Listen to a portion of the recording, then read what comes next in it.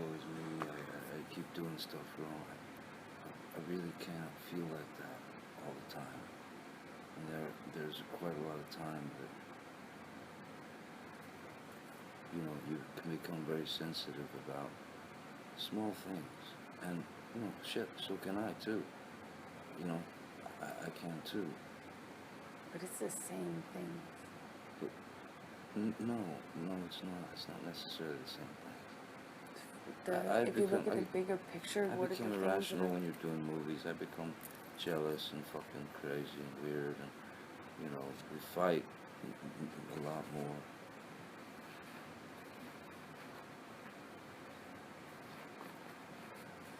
But I don't want to do that anymore. I don't either, but I'm not picking you apart. You only see criticism as an insult and picking you apart. You never actually go, I'm a human. I make mistakes. It's not even like I make mistakes all the time. It's that I have quirks. You have your own, I have my own. And if we look at everything that the other person says, hey, I need this differently, or this made me feel bad, or I want you to be aware of this because it kind of stung me. Every single time we bring it up, we can't see it as like an ego shutdown. It can just be a thing we can work on. I know I have them. I have things that I want to be able to hear from you that aren't mean. They're just, this hurt me, or don't do that stung me, or look, if I go over to say hi to Rocky and the girls and I stayed for that long after I also, like, you know, was upstairs for so long. But you have. When I do, if it affects you negatively, it doesn't.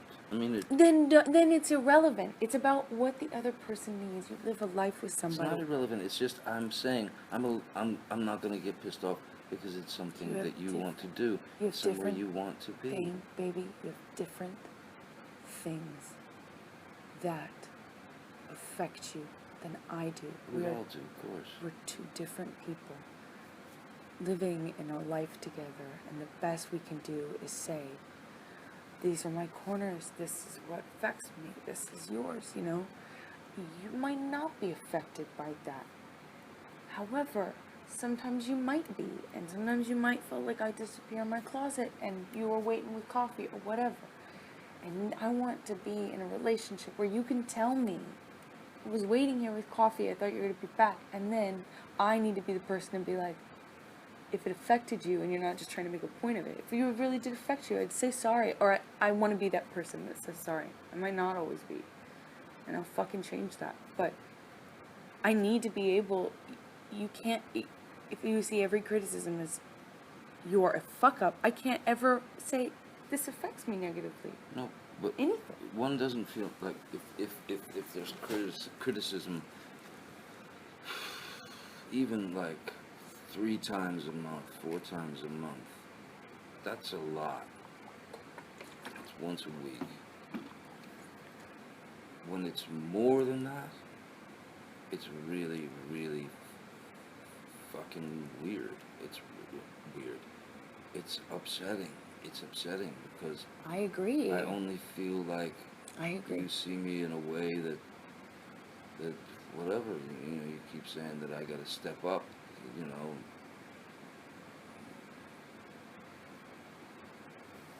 You know, stop running away and this.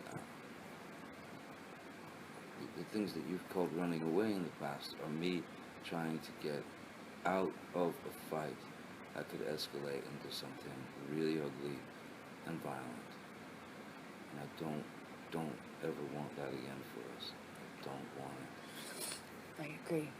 But it is not, it is not criticism of you every day or every fucking week or any, it's the same thing that you do that you don't work on, that you don't actually change, you don't, and it affects everybody. It's not me alone. It's just I'm the only one who doesn't work for you and can actually say to you, this affects me. I'm really glad that people like Shep in your life can actually say to you, this affects like, affects me. But you were let off the hook, as you should have been. It's that thing that you do. You have very little people in your life that can do like what Shep did, or what I do, which is say, that fucking affects me. No one else is going to say that to you. But baby, for example, I was ready. Now, I wasn't ready long before you. I don't want to talk about specifics, though. It's Well, a bit, you know, it's a bigger thing. No, I mean, but if you I know, want to, go ahead. it is a bigger thing, for sure. I know. I'm late. I just feel like breaking it down in this one example. This, it minimizes it. I know, but it's okay. You know? Okay, yeah. If you want to, go ahead. But No. I don't want to fight about a fight. I want No. to talk about the bigger things, which is, I'm not criticizing you all the time. You do this, you dress this, don't do this, don't do that. I have fucking, it is one thing. It's pretty fucking consistent. I have one major criticism of you that I really feel like is important in fights, that really affects us negatively. That's in fights. I'm talking about in life. It is that one fucking thing. It is the K-hole of attention that is your gaze. It's whatever your, it's like it's whatever is there, everything else disappears. It's whatever is in front of you, and you lose track of also, like, you know, that's what makes you late. That's what makes my brain. Yes. Shit And I love your brain, and I love everything that you have going on. I love you. You are not, you're the same. You could have anyone you want. I could have anyone I want. I love you. Most of all because of what's in here and in here. I love your brain. I love your heart. And I love you. I love being with you. I have one criticism, and it pops up in different examples, in different facets. But it is really one thing. And it is the lack of consideration, not intentional. And you make it sound like I keep going, oh, well, you do this and you do this, and I'm criticizing you all. It's not the case. It is one thing that comes up in different, not very different forms, but comes up in different examples. It is the disappearing act of your attention, energy, and sometimes you're great and so clear and lucid and present, and that's a different thing altogether. However, lately, it's, you know, there's a lot going on, and it hasn't really been like that, you know? You haven't been the one to go, oh, I need to text her, I've been over here for like an hour, or you're not one to, it doesn't make me, fuck it, that's, I didn't mean to give an example. I should, no, but while you use the example, I should have, in retrospect, even then, of course it crossed my mind, and then I thought, well, she's probably cool, she's taking a shower, she's getting her makeup off, Okay. you know? Yeah. I mean, that's what I was thinking, and I was trying to get out of there for a long time. I'm sure you were. And when I finally did get out, it was, you know, another 15, 20 minutes at the door, you know, like, yeah. I said, dude, I'll come by tomorrow, man, we'll talk about it, you know, come by tomorrow. But he was obviously starved for attention and, you know, I invited him over for dinner. You know, I know. We hung out for like... He knocked on the door and... We hung out for like an hour downstairs and ate and talked, and you were missed. Sorely missed. But I was only upstairs. I know. And I wasn't mad about it, you know? I mean, it's kind of like a joke, you know, Rocky and Josh were in, oh yeah, you know, another... What did Josh said, another 10 minutes, he's like, actually, we were going to time it, and then we thought, fuck it, no, because it's just so amazing, and I said, yeah, actually, I'd be curious at the time, because in France, we did this game where we would all bet 55, 45, an hour and a half, or an hour and 5, you know, and whenever you would come back from 10 minutes, I'll be right behind you, it would be, no one ever guessed less than 45, and it was between 45 and an hour and 5, where whoever got the prize, and it's almost a joke. I most of the time can laugh it off because I know you and I know it's you. But it's so chronic, the lateness, it's so chronic, and it's gotten so bad. Whitney even said it. She's like, it's gotten worse. It's so bad. It's so late, so regularly, and so consistently not on it, whatever that is, multitasking, whatever you want to call it, that I do voice it sometimes when it hurts me. It does hurt me sometimes when I'm upstairs and I'm reading and I shower and I'm like, I don't want to bother him. He's where he wants to be, but that's what hurts. You are where you want to be, and I'm not. I understand. And I'm waiting for you. And well, in Isaac's, I wasn't where I wanted to be. I wanted to be back over there in bed because I was hallucinating, tired. all I wanted was to be able to say that to you and have you respond like that. And just say, I'm sorry. It would have meant so much to me. I would have if it hadn't have been so kind of aggressive. You know? I'm sorry. You're right. I didn't handle it very well. But it's because I assumed you'd go, I'm always a fuck up. You're always on me, and get mad at me, and then yell at me and be defensive and make it a fight about me. No, but like, for example, and I didn't fucking say anything. I'm not going to say anything to them when I get there. And I would, but look, I mean, and I don't mean this in a mean way. I'm truly just giving you my observation. Every day before I went either to rehearsal or to sound check for the Roxy, you would hit me up with some problem or whatever, something you felt or something I didn't do or this or that, and it was every day of rehearsal. I was upset about Toronto that entire time, and I was trying to suppress it. And I was at least 30 minutes late for rehearsal every day, and I was 45 minutes late for the sound check at the Roxy. And I know. But it wasn't because of me. That's not fair. You were late. I mean, I took maybe 5 minutes. I didn't get more than 5 minutes of your time every single one of those days, and every time I didn't take more than 5 minutes. We talked the first 2 days, the first day of rehearsal, the first 2 days of rehearsal, before you went up and showered and stuff. That was you, and you're not managing the time. You cannot put that on me. That's ridiculous. I didn't have even 5 minutes. Listen, like I said, I don't want to fight with you. I don't want to fight with you about this. But your perception of 5 minutes in this case is off. Okay. Well, coming from you, I'll take that, because I think you have a hard time with time as well. What? I think you have a hard time perceiving time, so if you tell me my perception's off on time, I just know how late I was. That's you, though. It's you putting off the shower. That's you waiting to talk to your wife until you were rushed and telling me you had to go every... I don't want to get into it, but... I was just trying to suppress. You were upset fighting. Because I wasn't being able to spend the mornings with you. No, I was upset from Toronto. I didn't even want to be. The thing is, I was really struggling that whole week because I was looking online for apartment rentals. I was trying to 1 hour I thought, I'd wake up in the morning and I'd go, I'm going to be fine this morning. I'm going to not think about it, all the shit. And I would, by the end of the day, even in the morning, try not to bring it up, but then also realize that my marriage was just being destroyed. I found a counselor that could help, like, with, separation.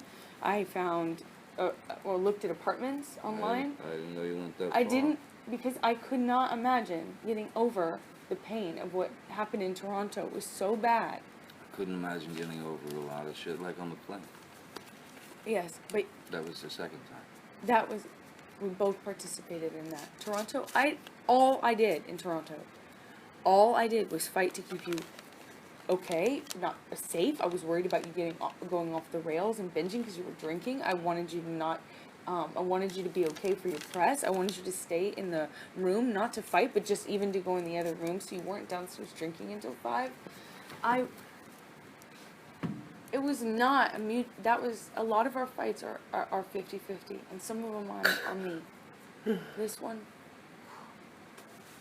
those Toronto fights, I spent the whole time telling you I love you and trying to get you to calm down and keep you safe. Stop, let's not do this. Look at the bigger picture. I love you. Look at the picture. And that train had fucking left. And there is no excuse for it. You want to make excuses, I know. That's your instinct, is to make an excuse to allow yourself to go off the rails. There's no excuse for just... What are we talking about? Toronto? Yeah. there's no excuse for either of us being the way we, getting the way we get, and being that fucking, allowing ourselves to get to such a degree of such a fucking heated arena. There's no fucking reason in the world for it. It's dumb, it's stupid, and it's fucking dumb. But, your memory of Toronto is what it is. And yeah, I said some fucking really nasty things to you. And those nasty things have been building up from the prior argument. Just like your shit had been building up.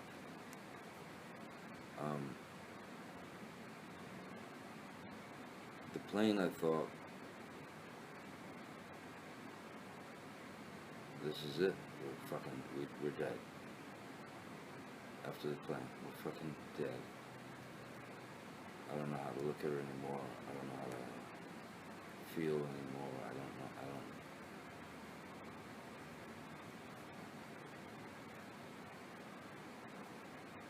Again, what you think of an argument where you didn't say shit, I mean, again, I'm sorry, but there were people out the door, right outside the door, who heard everything. In Toronto? Is that what we're talking about? Yeah. Then get them in the room right now, the mystery help that you keep referencing, and have them sit in front of me. I want to hear someone tell me what I said to you, because still I have yet to hear one thing. I called you spineless at the end of one fight, and I called you a coward. No, I said spineless and pussy. Those were two names that I called you, and I told you what you were doing was spineless, and I called you a pussy, and I said I was sorry, and I meant it, but it was at the end of a fight. I had been fucking provoked to no end, prodded, poked, kicked. I had heard every nasty thing you could think of saying to a woman before that comment came out. And I still had the strength afterwards to say, let's just not do this, please. Let's look at the bigger picture. We love each other. Let's skip all the steps where we say the hurtful things. Stop. And I said that the whole time. So whoever you're fucking talking about, quit fucking referencing them. Be fucking fair. Fight fair. Get them here right now. I want to fucking see them, look them in the eye, and hear them tell me, in front of me, in front of you, what I fucking said in Toronto. Because I didn't say a fucking thing. I didn't do anything in Toronto. I fucking held it together the whole time. I am sorry I called you a pussy. And your actions were spineless, and I am sorry I said that. I'm really sorry I said that. I shouldn't have stooped to that level. What actions of mine were spineless? You had said you wanted to get a room at the beginning of the fight. No. Well, then I don't remember what it was. But it was all the shit that led up to that. It was at the end of that second fight. And I am sorry I called you that name. But how much it's hurt you, and how much you've talked about it, and how much you've complained about that affecting you, and how much that you've carried that, magnify that by 1,000. Well, being literal, 200. Magnify that. You're focused on one thing you got called. Imagine being called 20,000 more things. And not just called names. Being looked at and said the most hurtful, ugly things I've ever been told ever in my life, on top of being called those names. While you're saying to someone, I love you, I was actually saying to you, in that last fight, all I was saying is, come back, let's not do this, I love you. I even sat down, and you were like, fuck you, you're fucking ugly, I can't look at you, and I said, I love you. I fucking hate you, I love you. And I actually did that. You did. That was the fight. I got mad at something that I would get mad about now. It was rude and inconsiderate, and instead of me being able to just say that hurt me, you have fucking the ego is so offended that all you have to do is lash out at me, hurt me, call me names to try and defend yourself, because heavens forbid you did something rude, which is human. It was human. You could have just said sorry, and I would have felt better. And that's all, because we're two people struggling so hard to live with each other. What was the fight?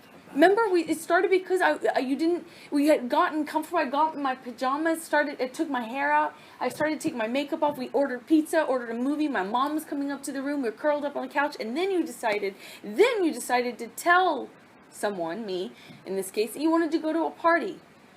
And I had No, and I did say, I started by saying, I don't want to go, let's not do that, why? And then I said, what the fuck? I have already taken off my makeup, I'm in my dress, my heels, my hair. But your makeup was still on. Why didn't you tell me? I had started to take it off. I took off my lipstick. I said, why didn't you tell me before? I'm in my pajamas at this point. Why didn't you tell me before? We had ordered a movie, we talked about our night, we actually talked about doing...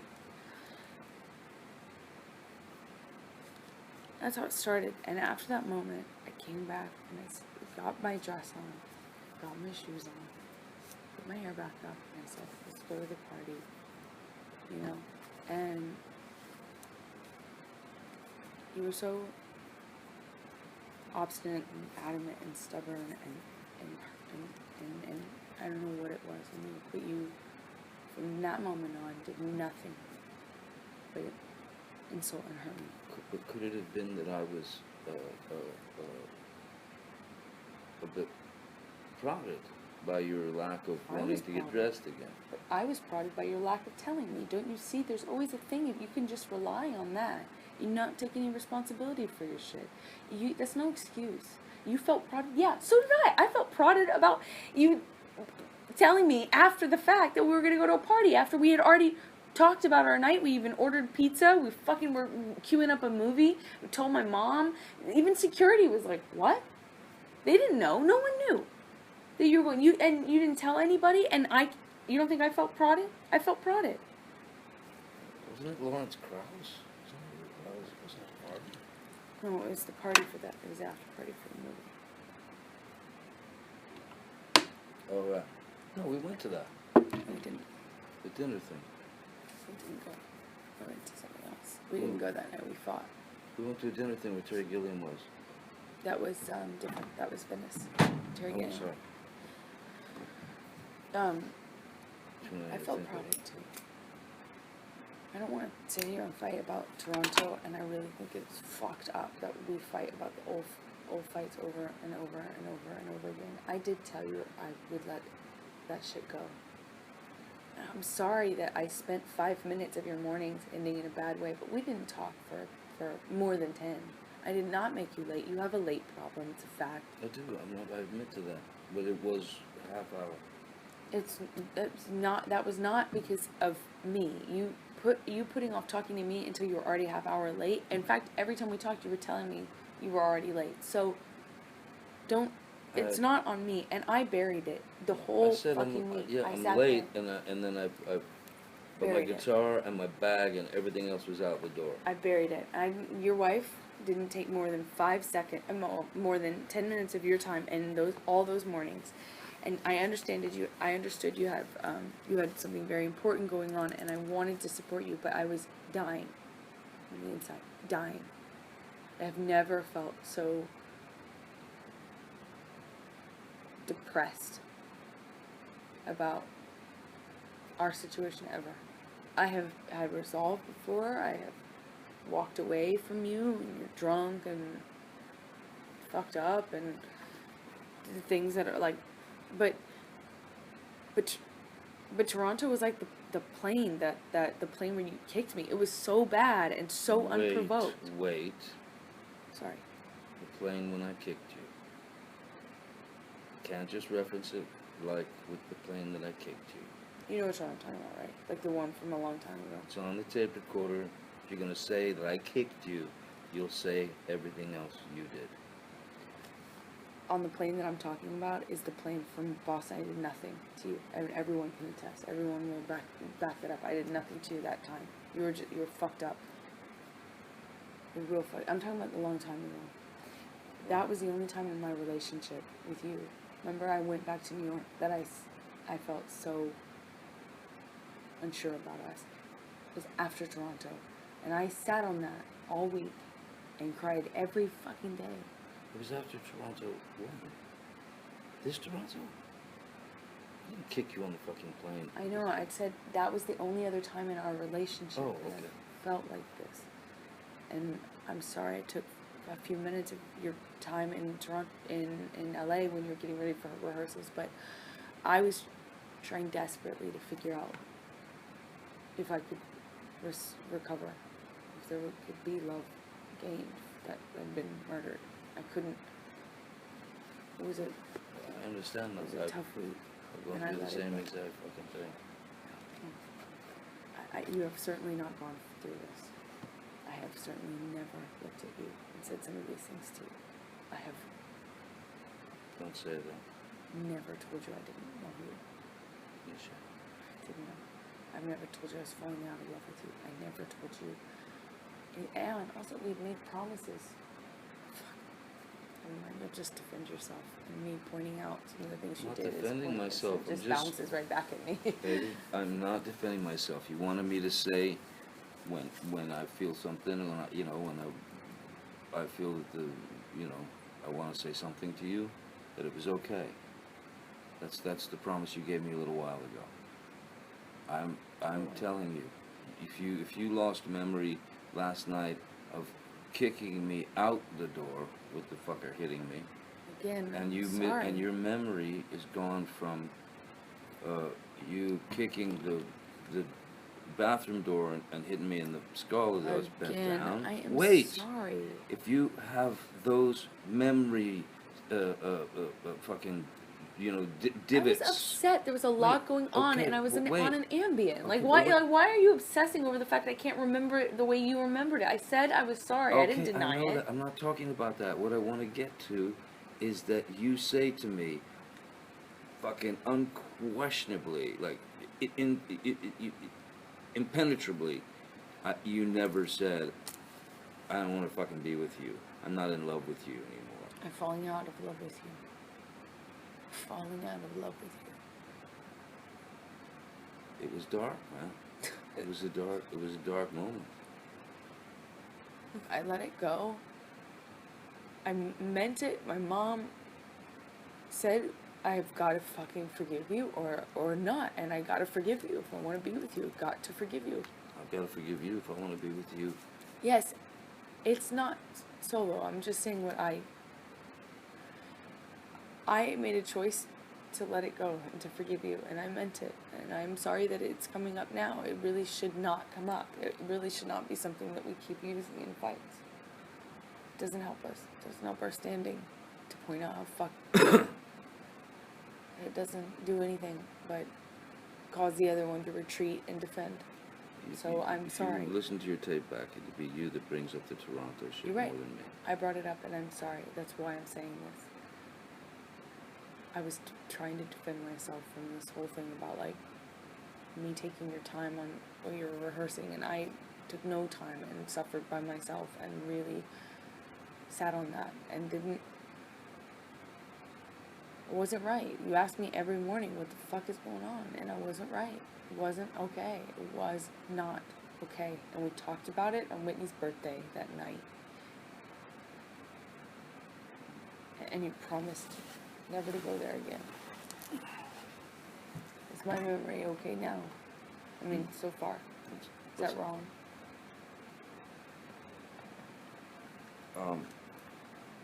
No, yeah, as far as Whitney's party and I promised never to go there again and all that shit. Yeah, we did. But Alright, so the I time things just. But look, doesn't you matter. see it differently. I felt like I took 5 minutes of your time, and you felt like I took 3 minutes, and it's probably somewhere in between, to be honest. Okay, so we're obsessing over it. It's pointless. It's fighting for nothing. You gotta be able to hear what I need, and when you do something wrong, it cannot be impossible ever to say to you, you gotta be responsible. I hold you responsible, But and when I I do know no one something else wrong, does. that affects you in the wrong way. We have to live together. Yes. Everyone else gets to go home. First time you said we, by the way. Pardon.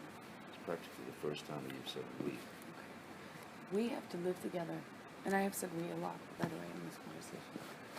We have to live together, and we both have quirks and corners. Maybe you remember me saying this earlier. We both have shit that we need to, puzzle pieces that we need to curve out to fit with the other, to fit in a life with someone, and sometimes we fit perfectly. sometimes I think you get hurt and don't know what to do with it. You don't have an outlet for it. You're still holding on to it and not admitting we're holding on to it. Still kind of hate the other one for the things they've said to you, you know. It's just, and we don't let it go, and then it comes up, a fight comes up, instigated by the same patterns, you know. Me getting mad at you about something, and you getting mad at me about something, and then all the shit comes up from all the fights. You know, why can't we just like be humble enough to say, oh shit, I'm sorry, when we fuck up? Why is it like this? I don't know how to answer that question. I mean, I'd love to be. If I'm not being that, I would love to be. It takes humility, and I know I'm the only person that like holds you accountable really in your life in an overt way. But if you're late or you fuck off and you ignore me, and I'm waiting on you, it's rude and it makes me feel bad, and I have to be able to say it. And yesterday, I'm really sorry for how I reacted, but that was it, me not knowing how to fucking have a normal fight with that could have been normal. It's like, that's normal, no? Couple, like a normal couple thing. It could have been small, like you said earlier. It could have been 2 seconds. Yes, but me not imagining that you could give it that or allow it to be made me. I took an Ambien so I'd fall asleep before I'd be touched by you and have to fucking confront it. I tried to, you know, read and calm down. I tried to not talk about it because I just could not imagine it working, where you could just hear it and say, I'm sorry, and also know that that's an issue you have. I couldn't imagine it. And so it came out really bad. It came out poorly. I handled it poorly. By the time we talked, I was already seething. And then I reacted like a person that has been hurt over many, many fights and holding on to probably some things without knowing it. And I reacted because I thought, fuck it. I don't want Toronto. I don't want to be the person that sits there and says, I love you, while someone's looking at you in the eye and telling you that no one likes you and that they don't like you anymore and they don't love you and you're ugly and all this shit. I didn't want to be the one that did that. I didn't want to take the high road. And I want us to both, look, I feel like one of us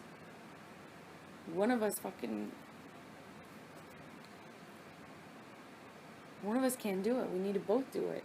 Otherwise, one of us is just getting fucking hurt. Like, Toronto is a fucking punching bag. I just heard every mean thing, and all I was doing was saying, stop.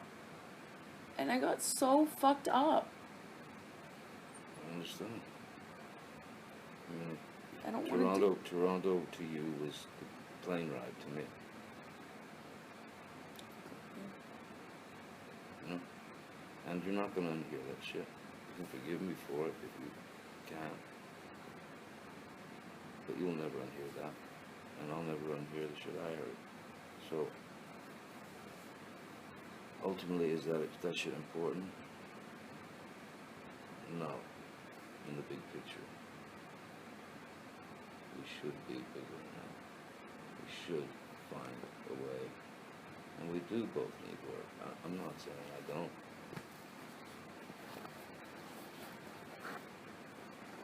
Both need to work on it. So there's no accountability, no stability, no rules, and we got married for that reason. We got married so we'd have, like, stability. So the fucking relationship wasn't on the line every time. Look, I didn't kick you out of bed last night. I did. I'm sorry for it. Okay, but you know what I'm saying? Yes, I do know what you're saying, but it doesn't happen in a vacuum. It's the result of conditioning of fights over and over again that do things that make us react in the way we react. Indeed.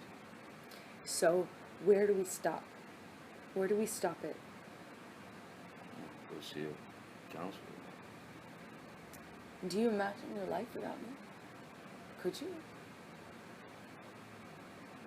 I mean, no, of course not. Why would I marry you?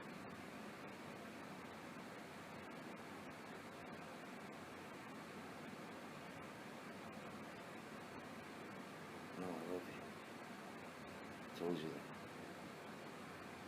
First second you came in, you said you love me, and I said I love you. Because I do.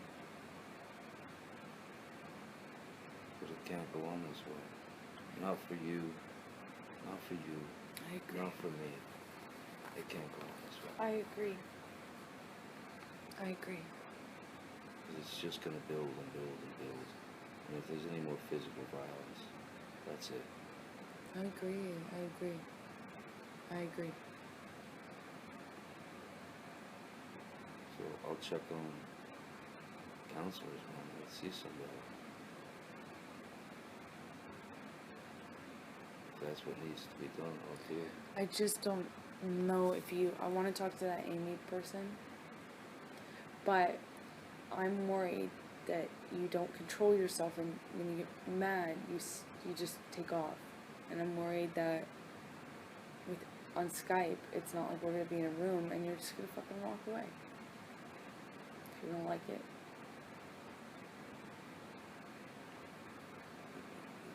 It's not about me liking, these horrible truths. I don't like them now. And I'm not walking away. Mm-hmm. True. What I'm concerned with is the truth. There's no fucking way that if you, change a story, or if I change a story, there's no point in us seeing fucking straight. Yeah. There is no, I see someone regularly. No one knows that better than me. There is no point in lying to a therapist or to a counselor or whatever. You know, you have it in your mind that, like I'll go to Cowan just to hear myself or get validation. It's the opposite of what I do. What I value in people and why I don't want people around me that need me more than I need them, or that work for me. I had this breakdown like before I even met you about realizing that everyone around me was in some sort of need, and I wasn't being able to get honest feedback. And now I'm aside from Whitney, it's just different. Whitney never holds back. Anyway, but that's part of why I value having people around me that are going to be honest with me and that don't need me. That's how you get something from someone. That there's nothing, that's the value. That's the goal. Is if people can hold you accountable. People can hold up the mirror. People can be honest with you. And if I feel not safe enough to do that because I don't know what you're going to do, you're going to take off and run and not, it's going to be really hard to sit there and get something from a counselor when I feel like I can actually. You can't predict the future. No, I can't. No, I can't. But we need help, and if we don't change, we won't survive. And I love you, and I want my life with you. But I know we both get mad and we both lose our shit. But there has to be some sort of thing that you follow, some rules, some guidelines. Both of us. Both of us. You know? I don't disagree at all.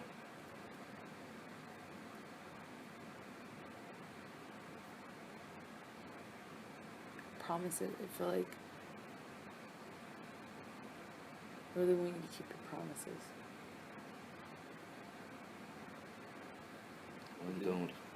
Huh? I mean, I keep my promises. Maybe I'm late, maybe I'm flaky, maybe whatever. I'm not talking about that. What promises? Just want you to keep your promises. So if we say, I want you to keep your promises I too. know you do. I know you do. We need help, and we have to promise each other to do this. Don't you think? Yeah. I mean, maybe I'm wrong, but I just think that we could use some things like that. I promise you this. If we go to a therapist, couples therapist, marriage, whatever, counselor, we go there. I promise you, absolute, unabashed, straight up honesty. And please, please, because you gotta be fucking really strong to do it and not let the ego edit you. Please be 1,000% honest. I don't care what it's about. I will be. Please. That's easy. It's easy to be honest. And I'm very honest. I know you don't have a lot of people around you that confront you, ever. But you and I are two different human beings. Different consciences. Right? So, you are going to remember something different than me. And I can insult you and insult your character by calling you pussy. Because you don't conform to saying it my way, so you must be a liar. That just Listen, makes you feel bad. I was a pussy. There was also I fucking pussy. I was a pussy because I didn't take care of the fucking Arab who, who tried to touch you in the fucking elevator. And Tried? You told me he didn't touch you in the fucking... Yes, I told you he touched me. I told you he grabbed me. I told you he tried to kiss me. I told you he kissed me all over my hands and arms and head. And he grabbed me and grabbed my arm and tried... That's significantly touching you. Grabbed my waist, my stomach. I mean, that's touching you. And I told you that. That's honest. That's honest. I didn't know it was all to that degree. I did tell you that. Okay, all right. Don't freak out. But you remember different things, so that's different. I don't have to call you a liar. It doesn't matter. It doesn't matter. I went through all kinds of shit. Yeah, I get shit for being called. No. I mean, calling you a pussy. Yeah, you call me a liar all the Can time. I finish my sentence? I went through all kinds of shit to try to find that motherfucker. Good. I went back to his fucking room. Good. I got his fucking name. I know how to find him if need be. Okay, cool. But you said that I fucking Did I? didn't take care of it because I was a fucking pussy and a liar and all this. I called you the name that you were calling me. You were calling me a liar, and I called it right back to you. And I did call you pussy, and I said I was sorry for calling you pussy. I called you one name for every time you heard pussy. I heard every time you heard that, I heard 15 insults. From whore to liar. Weak.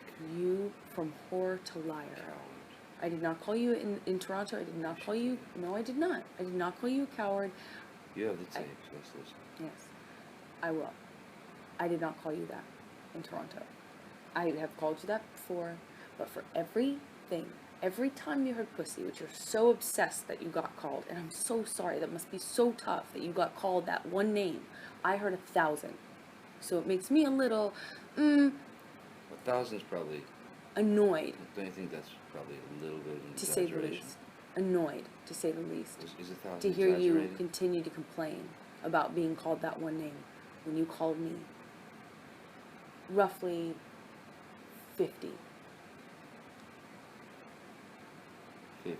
Yes. So being honest, stop. It's annoying me. It's annoying. It's terribly annoying. You got called one thing. This is and called you honesty, called and me you are a liar. and you are getting taken or- defense. How's that going to be with a marriage counselor? You're worried about me walking away? What do you Look at mean? what you're doing.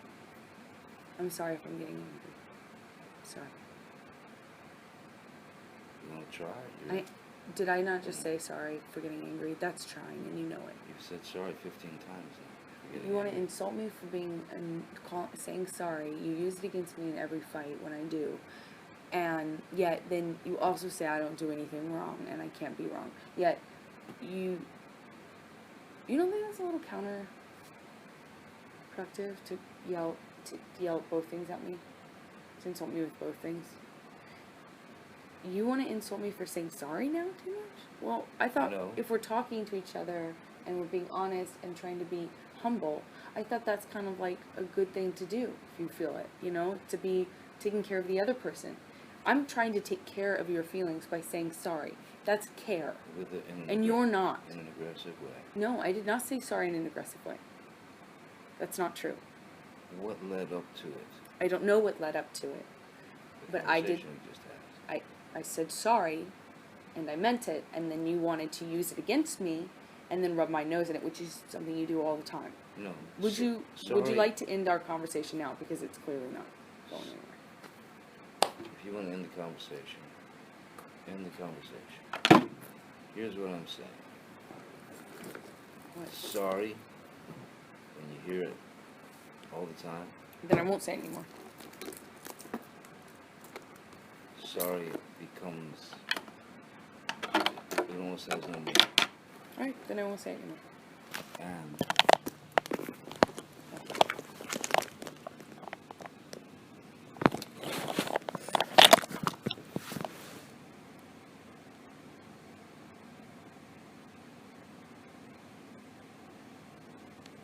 you're being defensive. You're picking out things to fucking hit back with in your own way right now. So what are you gonna be like with the cancer? Is it like is that a dream? Am I dreaming, or is that just something that you'd like to do, but you worry about me running away,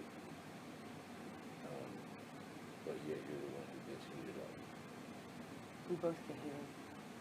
I was not heated just now.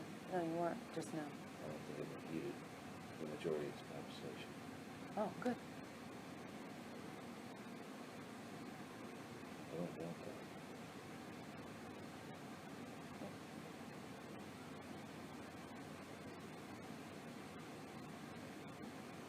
If you love me, I'll try. If I love you, I'll try. I mean, if you love me, you'll try. And if I love you, I'll try. That's about the most we can give them. Yeah, let's just see what happens.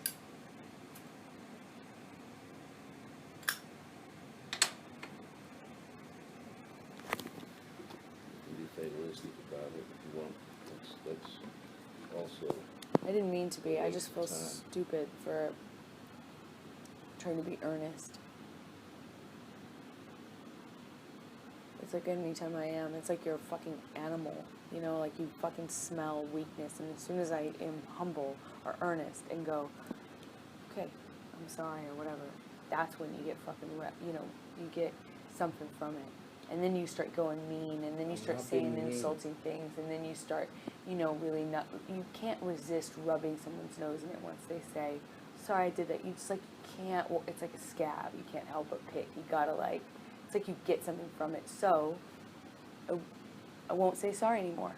I won't be earnest anymore. I was trying to be humble. I thought it would work for us because ego, pompous fucking attitudes don't really work so well for us.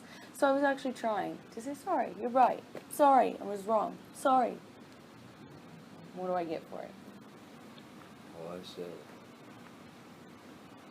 is sorry becomes just a go-to sort of thing to fix, to patch it up, to band-aid it. Heavens forbid I try to band-aid this.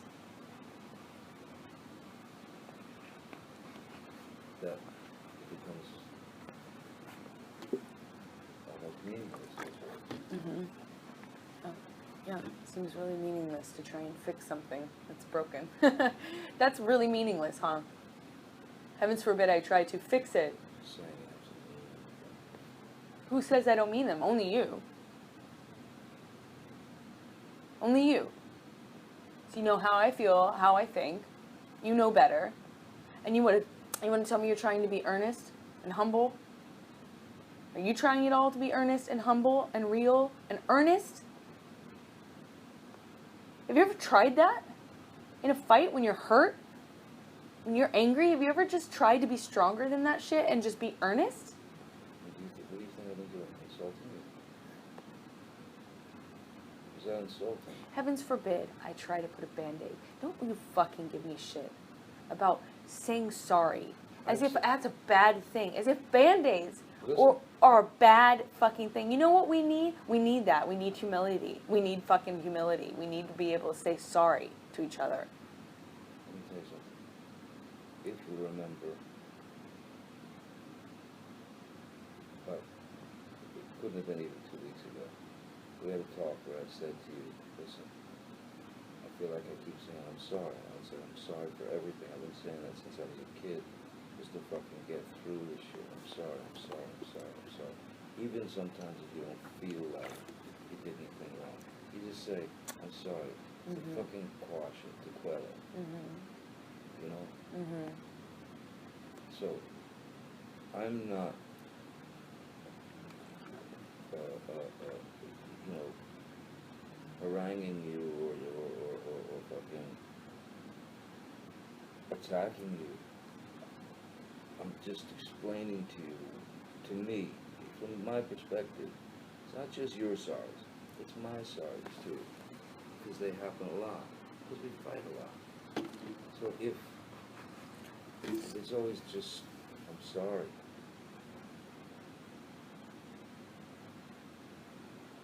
You know, I love you can be said easily with the mouth, but you gotta know you gotta see what's happening inside. You gotta be able to look into those eyes. You gotta be able to feel it.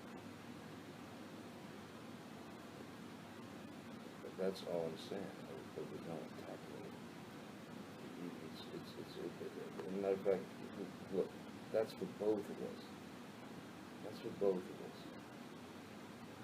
Because I don't have to say I'm sorry if I feel like I didn't do anything. And I don't have to say I'm sorry all the time because... Then don't. Huh? Then don't say you're sorry. That's what we need.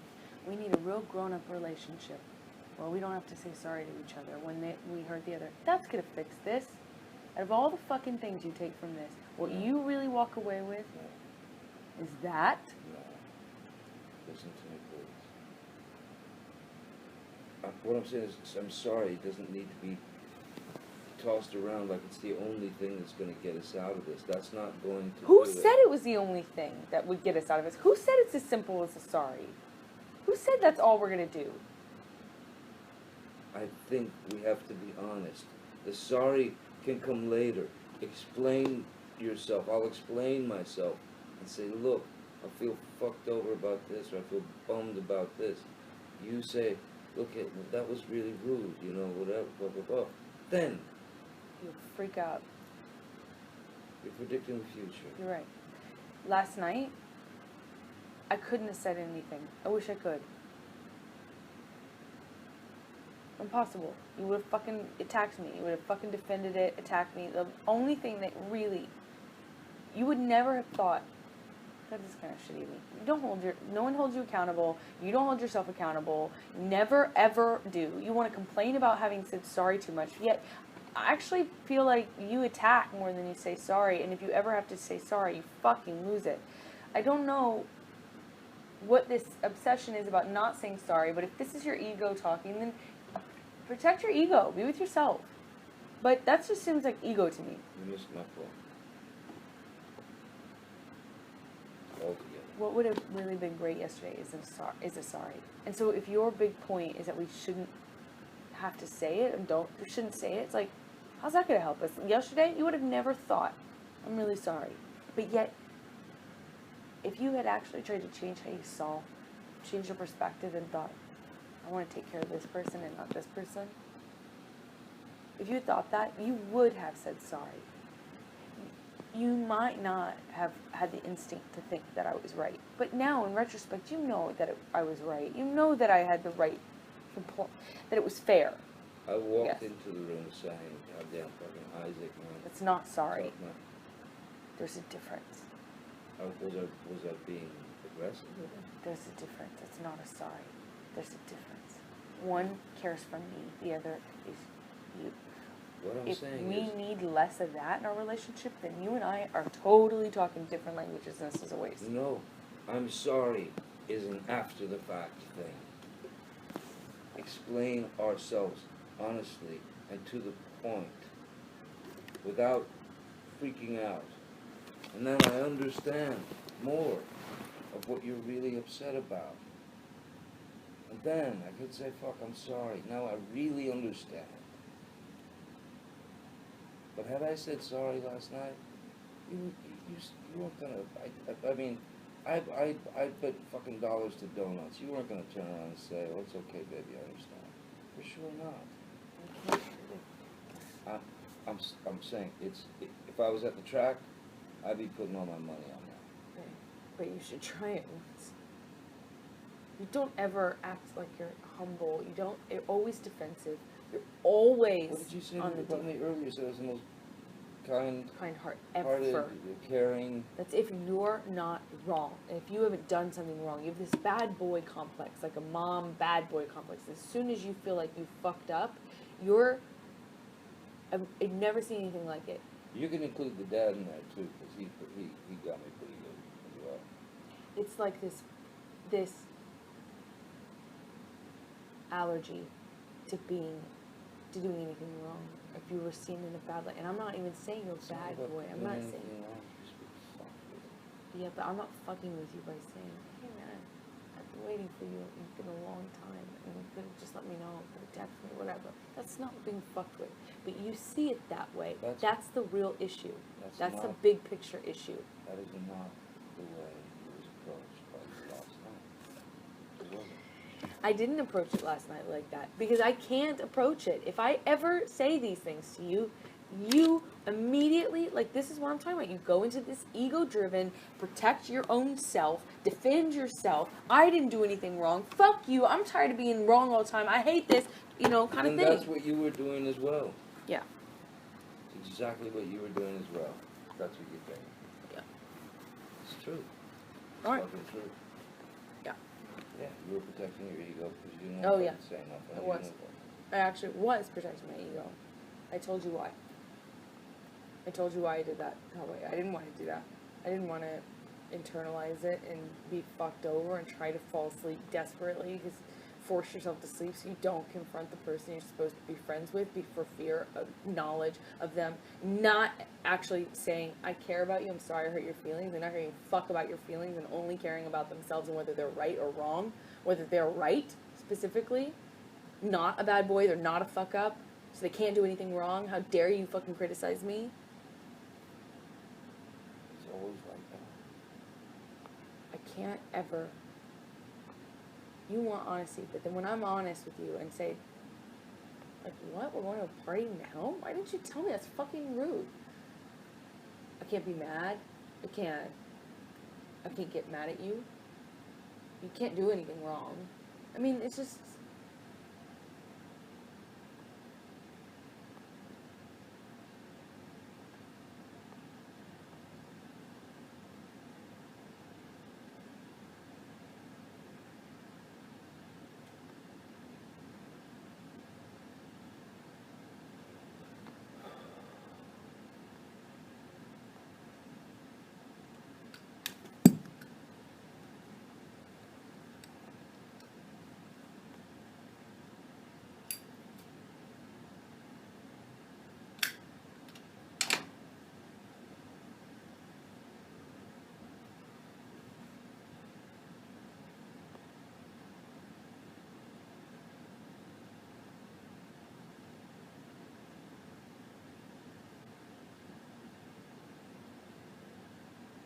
I'd like to feel the way you do.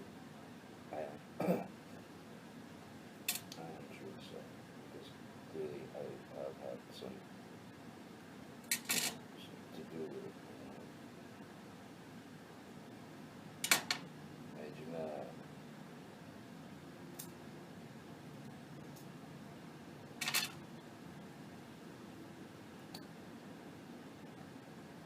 I'm sorry for that.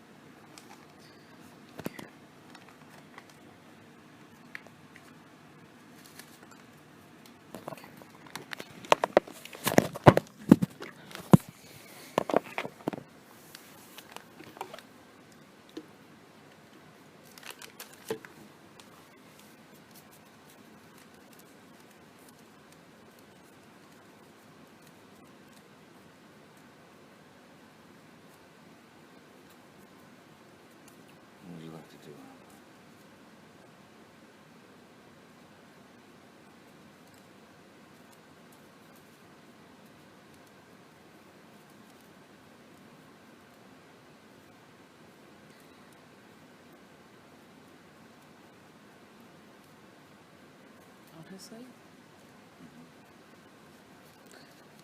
what I want is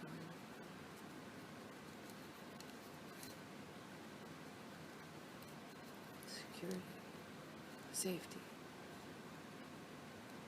I want some boundaries. I want them back. The ones I've destroyed and the ones you've destroyed, the ones we've destroyed. I want trust. I want to know that the marriage is sacred. I want a few things, you know, and I want to make promises to the other person. I want promises because I need the safety. I need security. I need the safety back. I used to feel so safe with you. You know, we've gone through phases and sometimes I feel so safe. You know, it's like what you wrote in that song.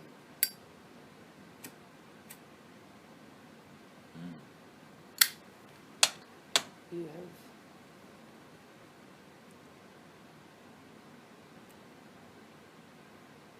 stripped me down and shaved my head, and I've done the same, probably, to you, you would say. Right? And now we're both here, and I want some of the safety back. I want to make the commitment again. I want to honor it, and I want to have a reason to honor it, you know? Like, there's no point in honoring it if you think the other one's just gonna fucking take off, throw their ring at you, you know? There's no point in keeping a boundary if you think you're gonna be hit or if they're gonna just fucking run. You know, either way.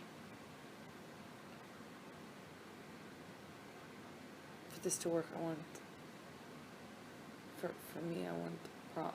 want us to make promises and keep them to each other. And I want to get help to know how we fight. I mean, to get help fighting. I think it's always bigger issues, and we don't have the ability to bring it up safely to the other. I want you to always be honest with me. I want you to always be honest with me. And I want to be able to take criticism and help make myself be somebody that fits in your life the same way as I want you to want to fit in my life. You know, what I was saying in Brazil about coming back to the test is just, I want to be as important to you as you are to me, and sometimes it's inconvenient to fly when you want to leave. So I don't like flying in the middle of the night, but I do it, you know? Sometimes it's inconvenient. I'm missing work or I'm missing this. I mean, look at me. I haven't worked since February.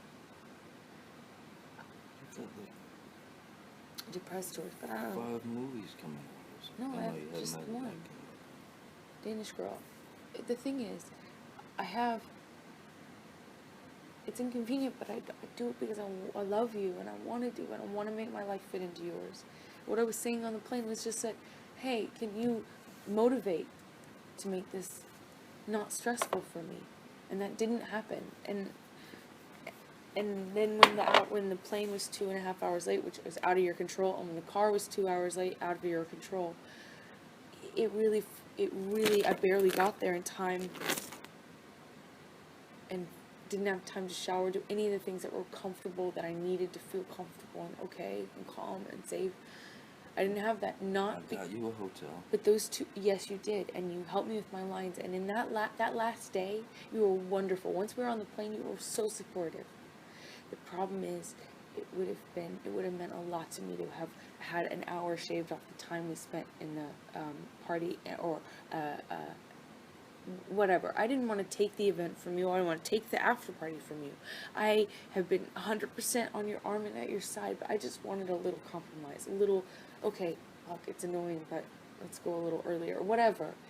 And you did end up coming through, but it was so late. It was too late. Like, we literally left. We didn't leave any time for fuck-ups, like, out of our control fuck-ups. We didn't leave time for that. And all I was saying was, it wasn't a criticism. It wasn't even a thing. I was saying, I just want to know that that's not like a reflection of me being not important. It's insecurity. I even blamed it on me. I said it's insecurity, but I want to know. Sorry, I'm talking about a specific fight. God, I'm sorry. I'm sorry.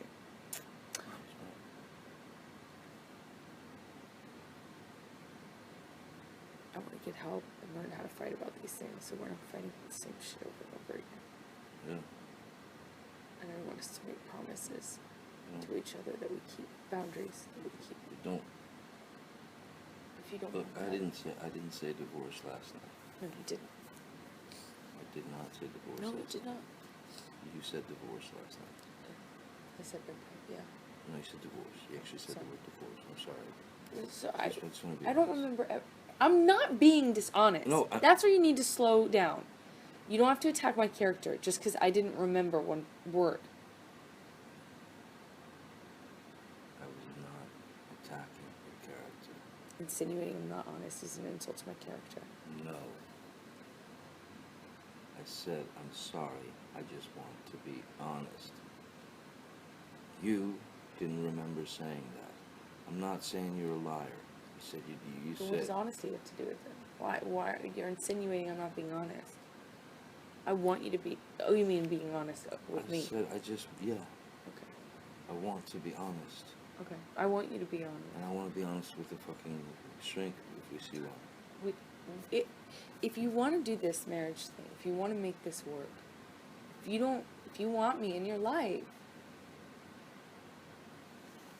then we do. We have to see somebody. We have to get help. I'm not disagreeing with you. I absolutely agree.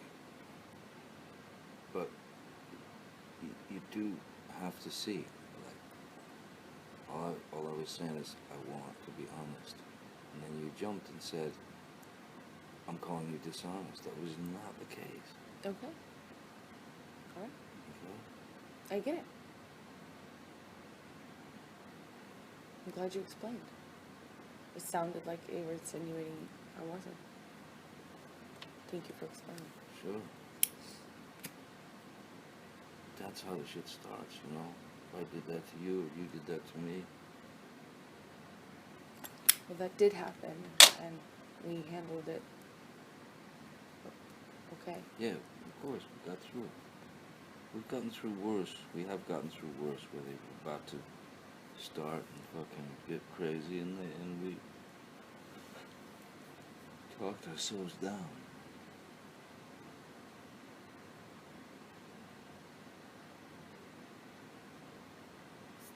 I don't want anything but that with us. I want your friendship.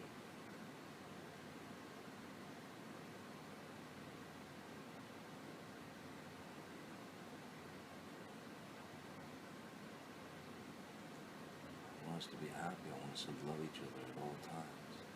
Of course there's going to be fights here and there, but we don't ever need to go where we've gone again. We really just don't. And I'd love to put everything behind us and just start out fresh, new. As better people, as more understanding people, so that we do have a shot at making it and staying together.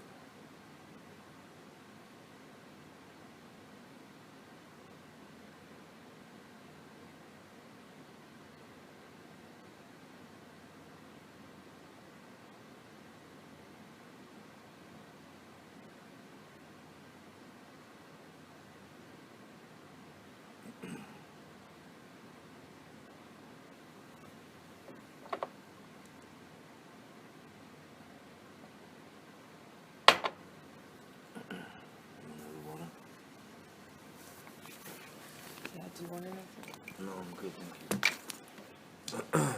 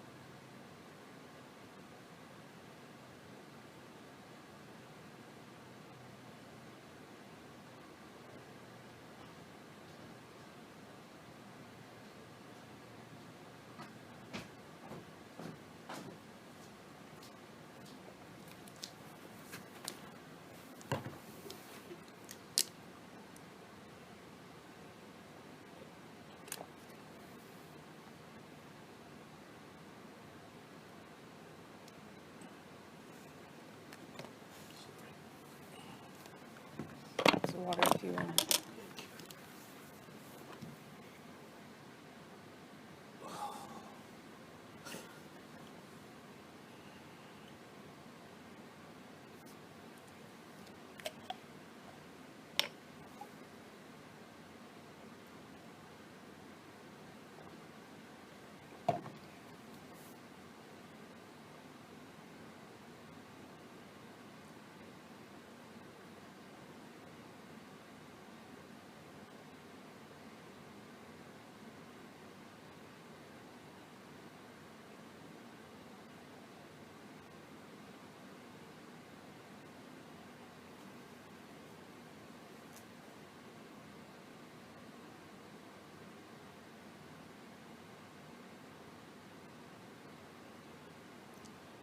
Called out to Kipper, asking about something.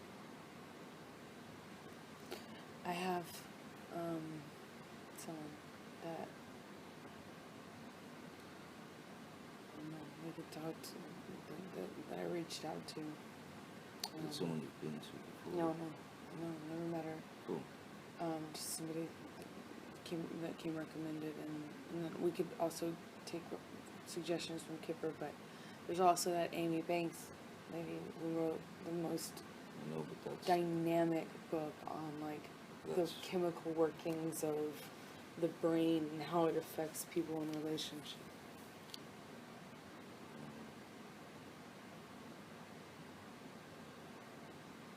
Yes, but it's not here. It might be. I don't know. I'm not talking about the book. Oh. What? I'm saying your reservations about her are because she's... Oh, not necessarily reservations.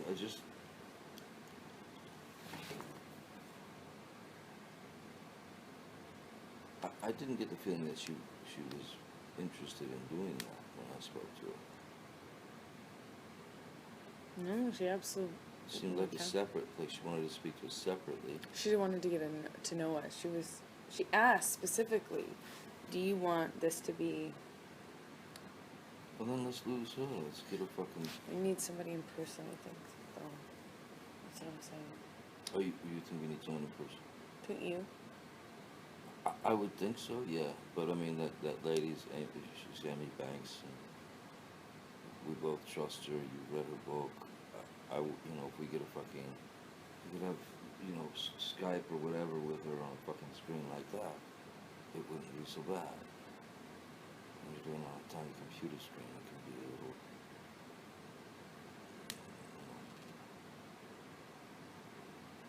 distracting.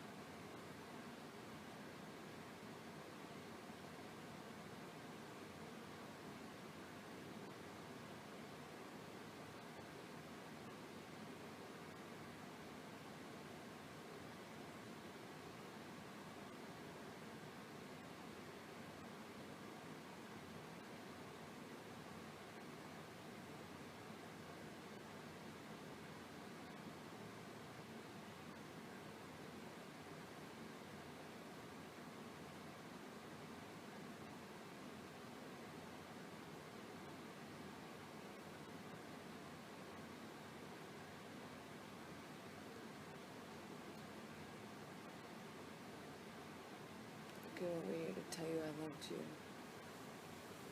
Sorry? Came here to tell you I love you. I love you too. I love you too. you more than anything in the world. And you know, I told you this, the last fucking thing that I want to do in this world is to let a woman down. And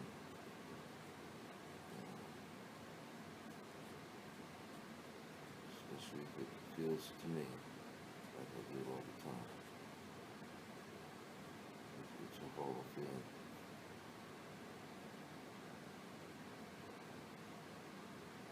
I'm sorry you feel horrible all the time. I don't feel horrible all the time. Don't. Did I just say that? Well, you said it. You feel like it all the time. That you fuck up all the time. Sorry. Okay. Let's take that all the time. I'm sorry.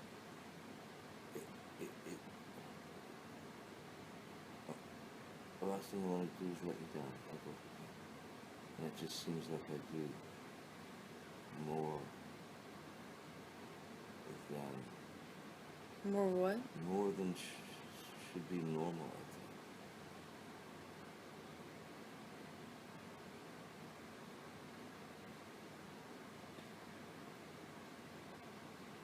You just can't be like wrong or normally like can't do anything.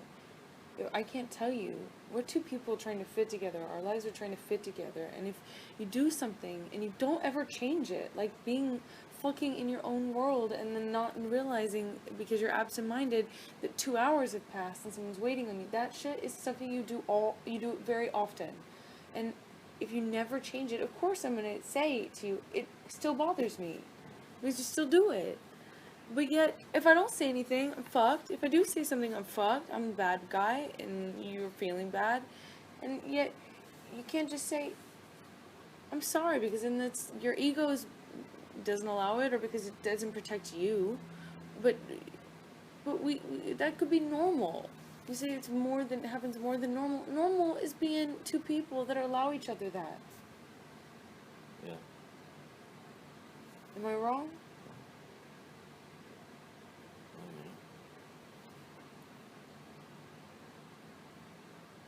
I was only saying it leading in, because I'm sorry, it can sometimes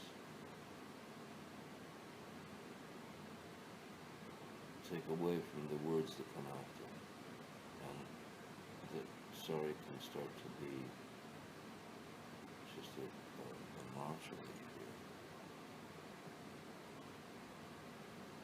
I don't want to be like that with you. Nor do I. I want honesty. And if you cannot actually put yourself in someone else's shoes, even though your inability to do so is ruining your marriage, then I don't know what we'll do. If you can't look at this and say, how would I feel if I were her, ever, we will keep having this, but you won't be sorry. You'll just feel like you're obligated to say it.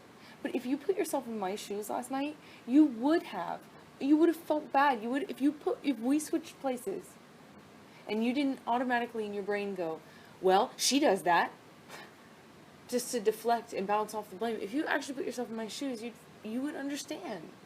And you wouldn't be forced to say sorry. You'd be like, yeah, I wouldn't want to be that. That would suck.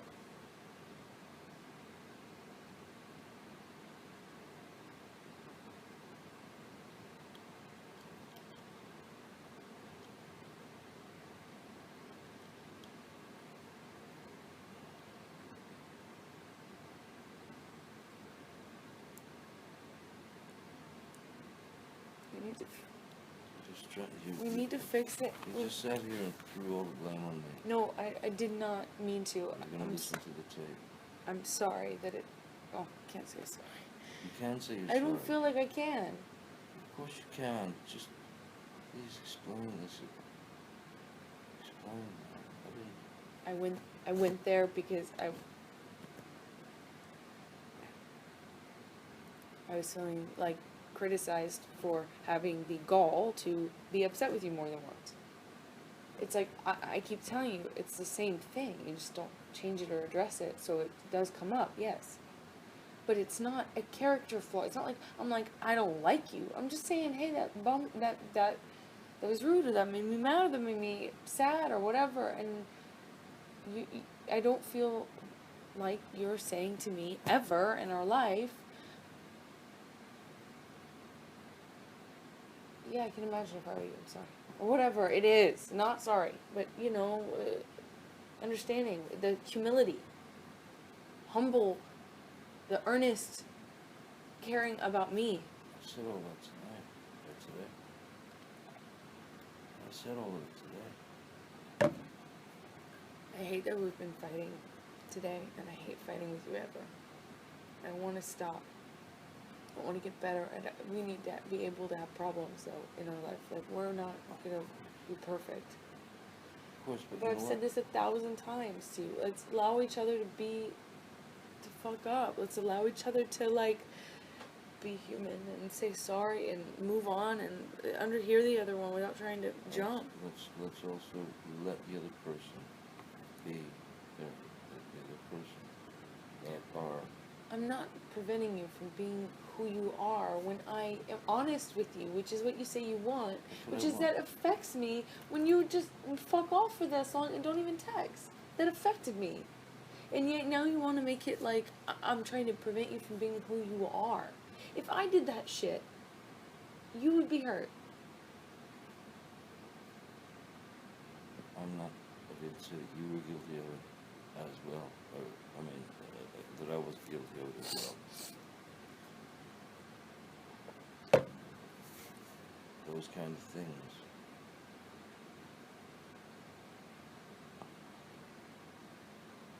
It's not going to do us any favors, that shit. What shit? To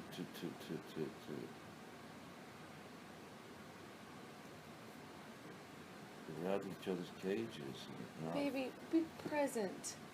You're not. It's not. I was talking about something. Can you please respond to that? Please.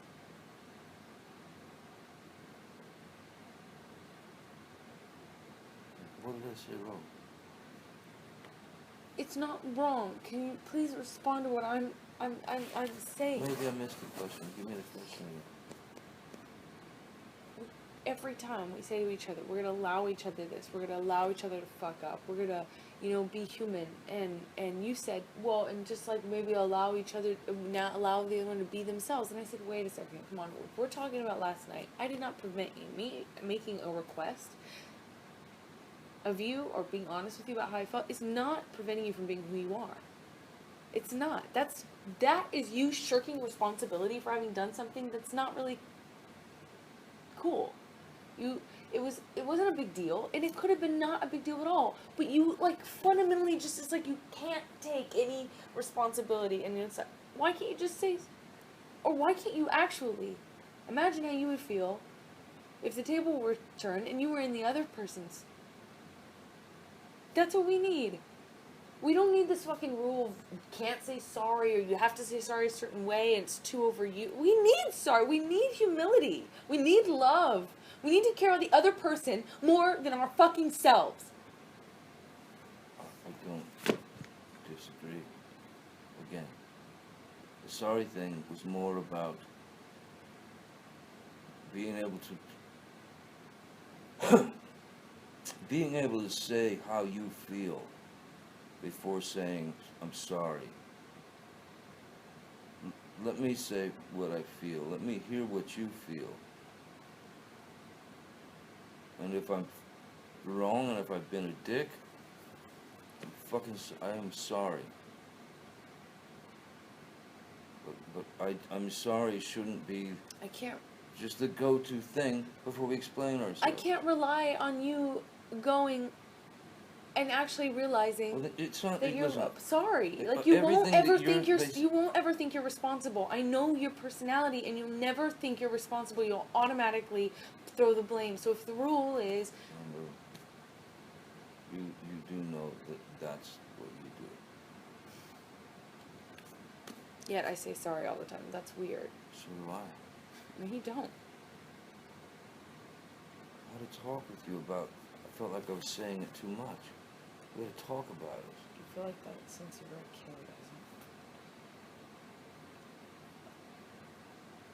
Yes, that's where I got the shit from. But in my lifetime, my life before you, that was not the fucking case,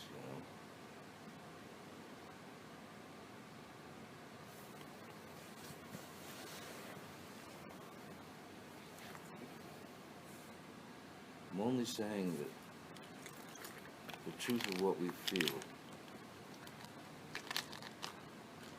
is more important to hear from each other than I'm sorry. I'm not sure just coming into the thing and saying, look, I'm sorry. This is how I felt. I was wrong. Bang.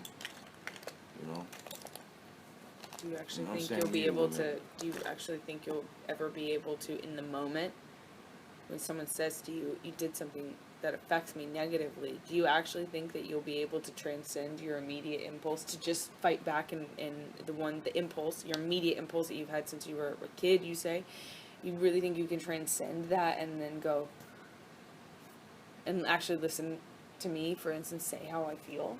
Do you actually? I mean, do you think that? Yeah. But you don't believe me, so. I would love that to happen, and I think if you can do that, I would do it. Okay. I would love it if, you know.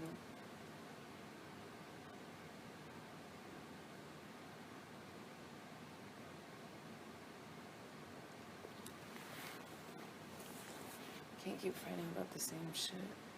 I'm so sick of revisiting every fight we've ever had. I think you're right.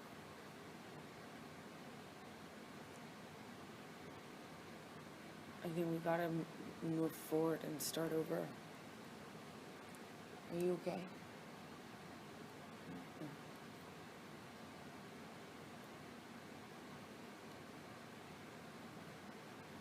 But you gotta be able to let it go too. Yeah.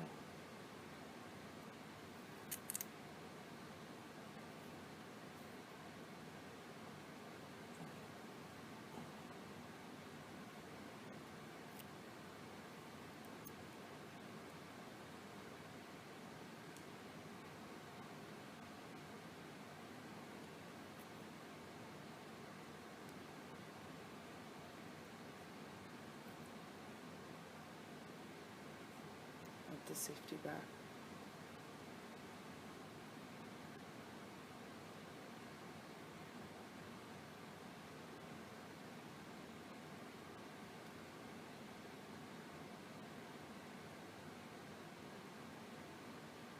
Can you see me as your man? Can you see me as your friend? What? If you mistrust a lot of what my reactions are gonna be, do you love me as a man? Do you love me as your husband, as the man who signed up to spend the rest of his life with you? It just doesn't sound like you trust me very well, and that my reactions are gonna be fucked up, and that I've never said I'm sorry to you. I didn't say you never said it. Okay, that I don't say I'm sorry to you. I certainly don't think you'll say sorry to me like you think you will. I don't think you'll mean it. Because I don't think you'll say it unless you mean it. I don't think you'll mean it. And then I think sometimes you say sorry and you don't mean it, as you admitted to me earlier in a different fight, of course. And that made me feel like you're dishonest, so I don't want that either. So I don't know what the fuck. Because I certainly don't think that you'll be able to see if God forbid, if I get upset with you for something, if I get hurt, if you do something that hurts me because you're just not thinking or whatever it is, God forbid if I have to deal with it. I don't know what I'll do. I don't know how to say it to you. You won't be okay. The first thing you're going to do is be defensive, and I'm not trying to predict the future, I'm not trying to be discouraging, but I don't know what the fuck is gonna change. You know, I came over here to say, what are we gonna fucking do different? And I just feel like,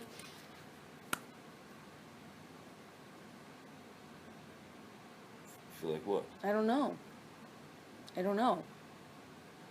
And that's something you have to think about.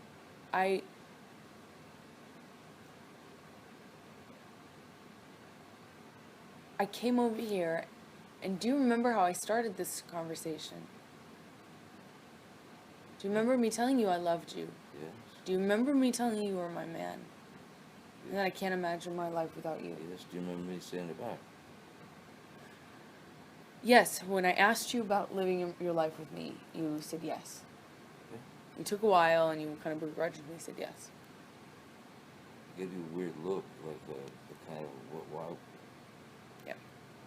Why would I fucking marry you? Yes. I love you deeply, I love you passionately, I love you in every fucking way,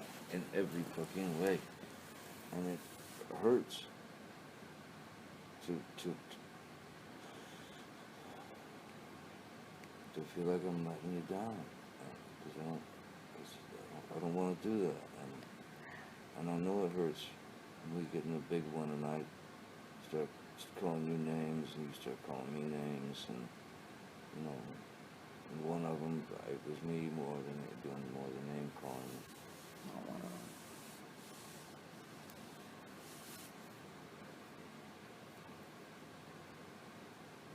So the only fucking reason to ever think about any of the fights again is as a reminder, and that's it. I really wish we could get there. I do.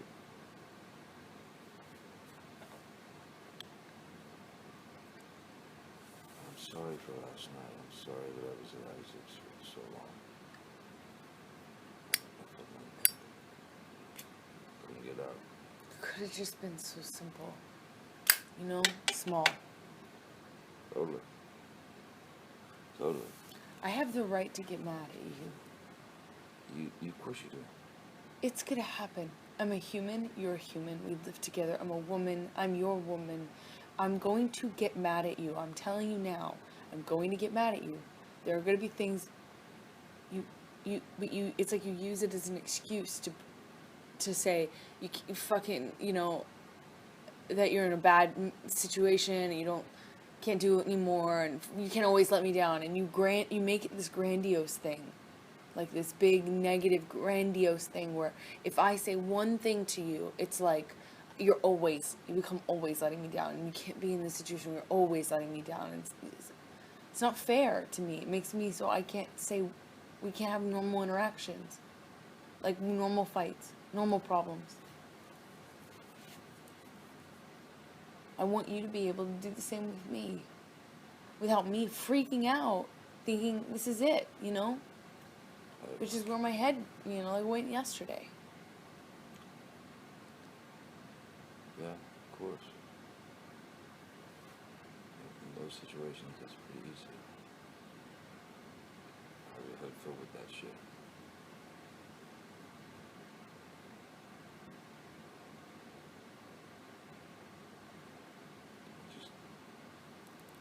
Just think that we can try with a counselor, whether you want to do this lady that's in town or whoever it is. I'm in. If you want to do, what's her face with the book? Amy, whatever her name is. Banks. We'll do it with her. If you want, whatever. I'm prepared. I don't want to be unhappy, no more than you do. So why shouldn't we try to fix it? We need boundaries.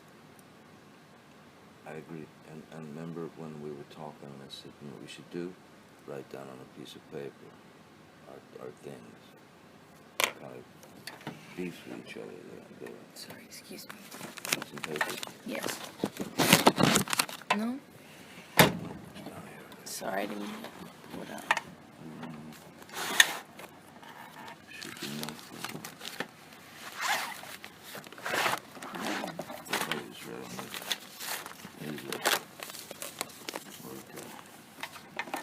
I don't want to write any more together. I'm keeping that. You like that yoga hose. But what do you... I mean, you can do the list all right now.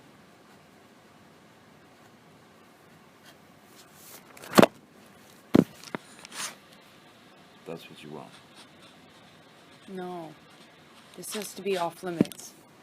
Divorce. That's on my list. You can never, ever throw it around. That's on my list. I'm not saying you... I'm not saying you did. I'm saying it's on my list. Okay. And it's one I fucked up last night. So, this is... I'm being impartial here. Okay, cool. That is a must for me. I don't want a divorce. Yeah, but I want to feel safe. I want to feel safe. I fucking don't feel it. I don't feel safe. I'm looking at fucking apartments half the time. I mean, like, not half the time. I don't want to do that. I'm married. I wish you would have told me. I couldn't talk to you. You were busy. You were going to rehearsals, and every time I tried to talk to you a little bit, we didn't have enough time. Every time I spoke to you in that whole week, you were rushing out. Never did you have time. And I even said this to you. I was there right after rehearsals. Please don't argue with me. I promise you that I'm not lying when I say this. I even said this to you. I said, I feel like the last thing you have time for is me. I just want a little time. 10 minutes. Whatever. And didn't have time. And then when I finally talked to you, which I carried it around all week, and when I finally talked to you, I said this to you. Remember when we talked that night? Whitney's birthday? Yeah. I didn't want to go yet. That night that we had that talk, and you apologized.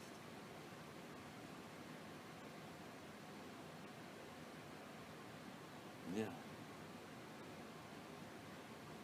We got married so that there would be safety, so that there was a foundation. It's all fucking pointless. I'd rather take off my ring now and fucking live my life and just see how it goes than to continue in this fucking forced thing where we every single time go, I don't want this anymore. It's like every time it gets hard. We didn't write vows. We didn't, get around to doing the important shit, which is like, fucking fighting for the wedding I fucking made happen. No, we didn't do that. We didn't say to each other, up and down, low and high, tough and easy, both. We didn't say that to each other, but we need to. It's got to be sacred. There's no point in being married. I don't get anything from this. You don't get anything from this. Why? Safety for the foundation for the home. We burn it to the ground every time we fight. And I know you didn't do it this time.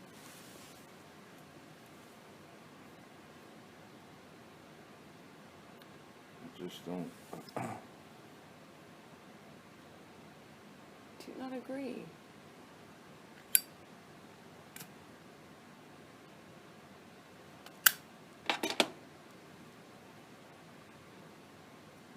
Yeah, I mean, it's not nice to hear you say, I'll just take my ring off right now and take my chances out there, rather than go through this shit. No, I meant instead of go through up, and I didn't mean it like that. I see why it came across that way. I'm sorry. I did not mean that. I did not mean it the way it came out of my mouth like that. I didn't mean that. I meant, what I meant was I'd rather both of us cut our losses, cut ties, instead of it being the thing that we always fucking go to whenever it gets hard. That's what I meant. I agree. Yeah, no. It shouldn't be that. And when I bring that up, that's the fucking child fucking shithead ego, you know, that doesn't want to whatever. It's fucking he's a dick. I don't want a divorce, but I do understand that if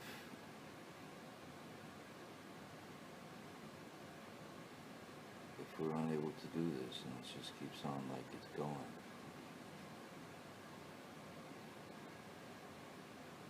I really don't know what else, I don't know what else we can do.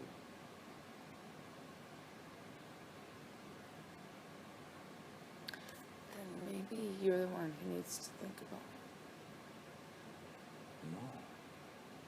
I want us to work. Yeah, but you want it to be easy. You like want it to just work, and if it doesn't work out like this, then I guess not. That's not the point of getting married. No, divorce is not the point of getting married. No. Throwing your ring off for saying I want to split. Exactly. Is not the point of getting married. Throwing your fucking husband out of the that bed. happens, baby. That happens. I threw you out of the room. I didn't throw you out of the house, and you were already on your way anyway. You know that's a fucking step one for you is taken off. So what the fuck am I supposed to do? You can't blame me for that. I was going down to the couch, man. That wasn't true. You always split. You always split. I have to get out of the room if it's violent. It was before it was violent. You Oh, when I split put my every clothes on. time. You No. split every time, put Johnny, my whether clothes it's on. violent or not.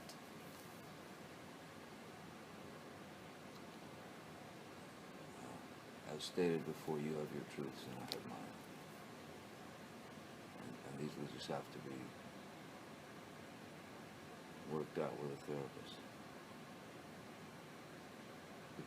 Because there's no way we'll go on for nitpicking each other. I don't...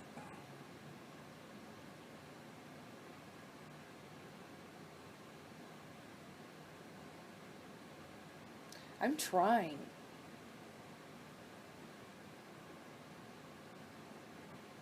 I know you're trying. But you're still getting wound up.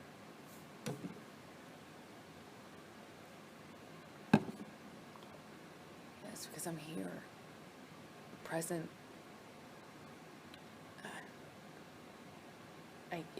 It's upsetting. This is a normal, natural reaction to have. I don't... This is upsetting. And I'm not taking a pill to mitigate that. I would love to, but... This is actually like an organic response. And I'm sorry it's not yours, but... At least I'm trying to, like... I am trying. You know, I wrote down something on the list of never, but I need I need promises. I need promises. We said this before that it won't happen again, and this won't happen again, and that won't happen again, and I can't do it. And you can't do it. Again, you're the one that brought up divorce last night. Yes, that's why I'm being completely impartial when I'm making this list. I'm not assigning blame. I'm not writing down the things you do. No, you just said I can't do it. Yes, neither can you. I can't do the thing that we always do, which is that we make these, you know, we say these things. That's what I just said before. We say these things and then we don't do them. I want a promise. I want security. I want the boundaries back up. I want you to commit. I'm being very clear about what I want. I need promises from you. I need promises that this won't come up. I'll promise it back to you. I need promises from you. So I agree. Let's do it. I'm here. Because I'm going to make a list. I promise I will not do this. I promise I will not do that. I mean, can you actually say I promise I will not do this?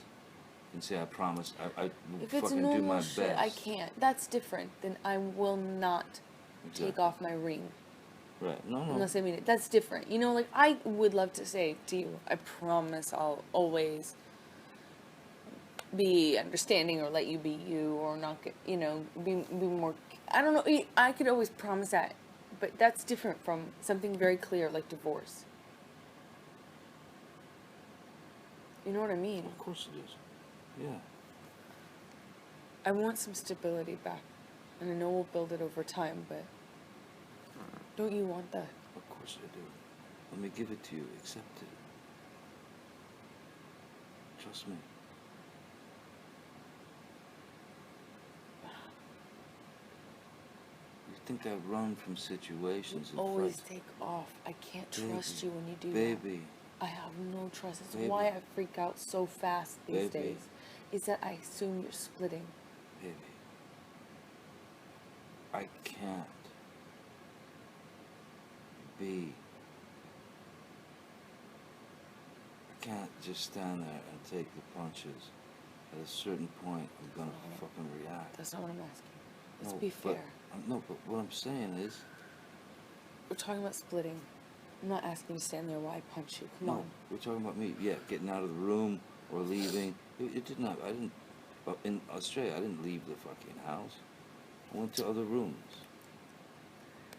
You know, whatever. I didn't fucking take off in San Francisco or whatever. Look, I go in the other room. It's different You from know? saying I'm getting another hotel room, which is what you did in Toronto. And then in France, you said I'm getting you a flight. And you involve, people, other people. It's humiliating. It's embarrassing. It's demeaning to me. And it's... You wanted a flight.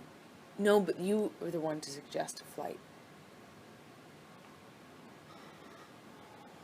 Possibly, yeah. Maybe I did. She texts Steven that. And the same with the room. Your splitting is chronic. It's early. It's quick. It's so not... You're not interested in not fighting. You are guaranteeing a fight. When you do that, and I've told you this so many times, you guarantee, if you were interested in not fighting, you would be respectful if you needed the space. You would be careful not to perpetuate the fight longer by saying, I need a few minutes, and then actually honoring that. How can I trust you that it will be a few minutes when you've done this in the past and disappeared for hours? I got mad at you in Australia about this. I've said, baby, I want to trust you. It's hard for me not to try and work it out. If you want to be the person that's like, I need to cool down, help me do that, give that to you. But I can't give it to you if you always let me down and fuck up and forget. Because I gave you a time limit, because I said I'll be back in 3 minutes. So I'm just... No, it's if that different. happens, if it happens... It's different. You never... If it happens, I'm just going to say, look, I need some time. That's it. I'm telling you, that will make it worse. No. I guarantee you it will. If you're stuck in throwing punches... I'm not talking about throwing punches. I'm talking about an argument. Right. In arguments, you tend to throw punches. I'm talking about arguments. I'm not talking about the times when it's got physical. I'm talking about arguments. I'm talking about arguments. I'm talking about arguments. Yes, in our argument... Earlier and earlier and earlier. Now, you split. You take off right away. You don't deal with the issue. You don't deal with the confrontation. And you split. Whether it is, and then you do it for an undeterminate amount of time. You do it without actually respecting. When you do give me a time, like say I need a few minutes, you never actually honor anything close to that. So I can't trust you. And especially when you always take off. A few minutes is also an expression. It's not... Yes, exactly. And I'm not holding you to it. I'm saying hours and hours later is different.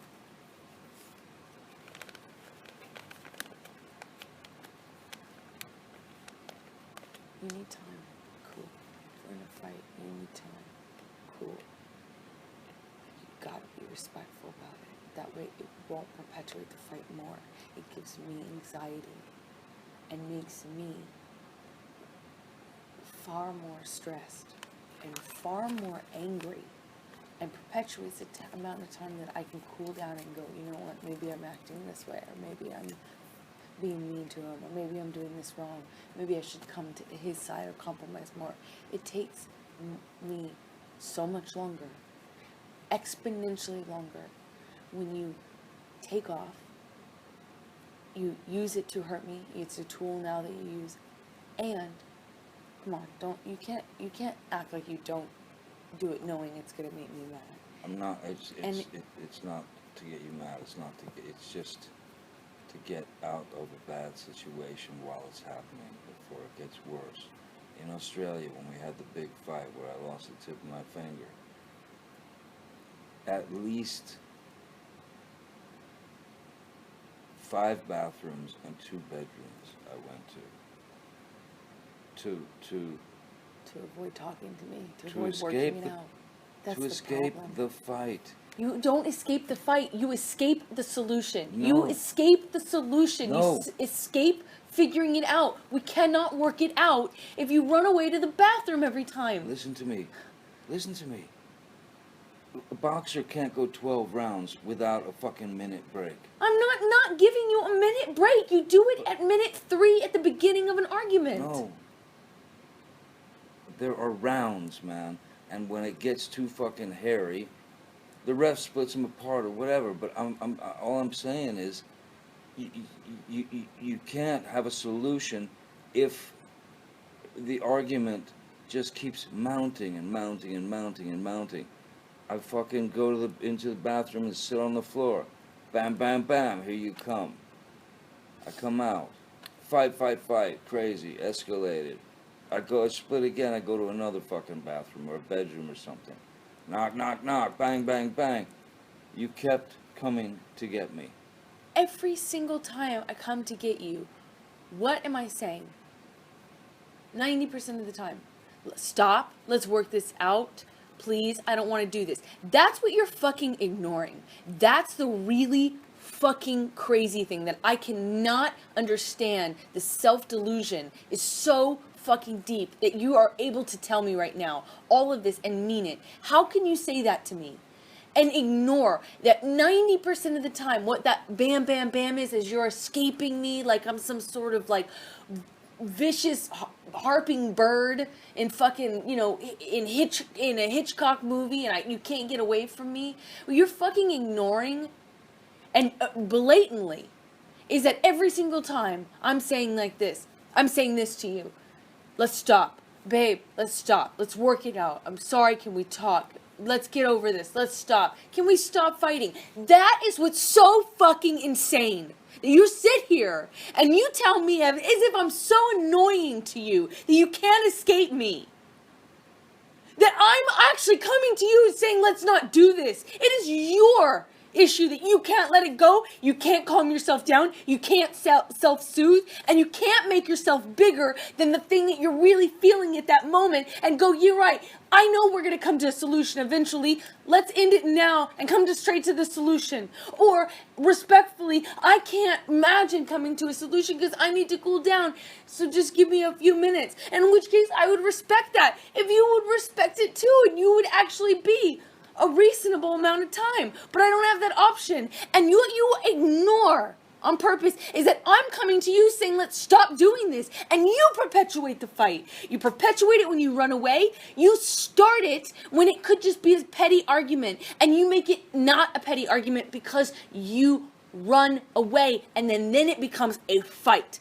Instead of just saying sorry, instead of working it out, instead of facing it, instead of confronting things, you run away at minute 3, and then it's impossible to work it out because you've insulted me. Now I'm mad, and then I have to come to you to go, come out of the bathroom, baby, let's work this out, which I can't do because that's annoying to you too. How would you feel if I ran away from you all the time? You fucking like it.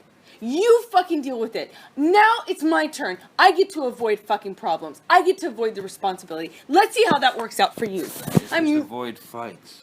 And by the way... Yeah, let's be perfect. And by the way... Why don't we be perfect? Why don't we just live in make-believe land? That's impossible. What I'm saying is, avoid from me. I tried. You tried to go into the fucking room with the Annoying to you. I can't do it Stop, anymore. please, Fine. please. I'm Listen to done. me. I give up. Let me finish this. If I went to 5 bathrooms and 2 bedrooms, how is it that you came and said, let's stop this? You're right. I made it up. 7 times? Yes. Yes. 7 times you came to different places to say, let's stop I don't know which fight you're talking about. I don't know. I'm which talking about one. Australia the day that I Now we're shot talking my about finger. Australia. Okay. Yes. I tried a million times. And 7 times. Tried In different places. Yes. But all the why would I places. go in those places then? Because you weren't ready to get over it. You couldn't self-soothe. You I couldn't control needed yourself. You couldn't. time. No, because I'd come to you. I'd say, look, let's get over this, work it out, whatever. And instead of you actually doing that, you would fucking explode. You'd get mad at me, and the fight would continue. Guess what? It could have been a petty argument. Like last night, it could be a petty argument. Every time, it could just be a petty argument. But when you run away, and then you validate it with some hierarchy, you're just trying to actually make it better. Nonsense. I'm not trying to make it better necessarily. I'm just No, you're not. You're trying to protect yourself only, because you cannot control your anger and you cannot control it. No, in fact, you know what? I'm not trying to make it better. But in this fucking time thing, you ask any fucking doctor, you ask Cowan, you ask anybody, the best thing to do if it's coming to a fucking horrible, violent thing is fucking walk away. Take your fucking time. Go to your corners. It's the best thing you can fucking do. I would 7 agree. times. I don't know 7 what times. 7 times you're talking about. I don't 5 know. bathrooms, 2 bedrooms. You were coked out of your fucking mind. You were fucking crazy. You didn't sleep for days. You were delusional. You were psychotic. Literally, you went into psychosis. Do not tell me about your behavior during that fucking escapade. I have tried to completely block it out. And I threw the vodka bottles. You can poke an animal, no matter how calm they Did are. I You throw the can vodka fucking bottles? poke them. Did I throw the You vodka threw bottles? bottles. You threw me. No. You hit me. Yes, you did. You threw. You're right. Your 3 nights of skipping sleep, your bags of cocaine, After your you- fucking Red Bull and your booze. It's all. You know what, Johnny? You know what?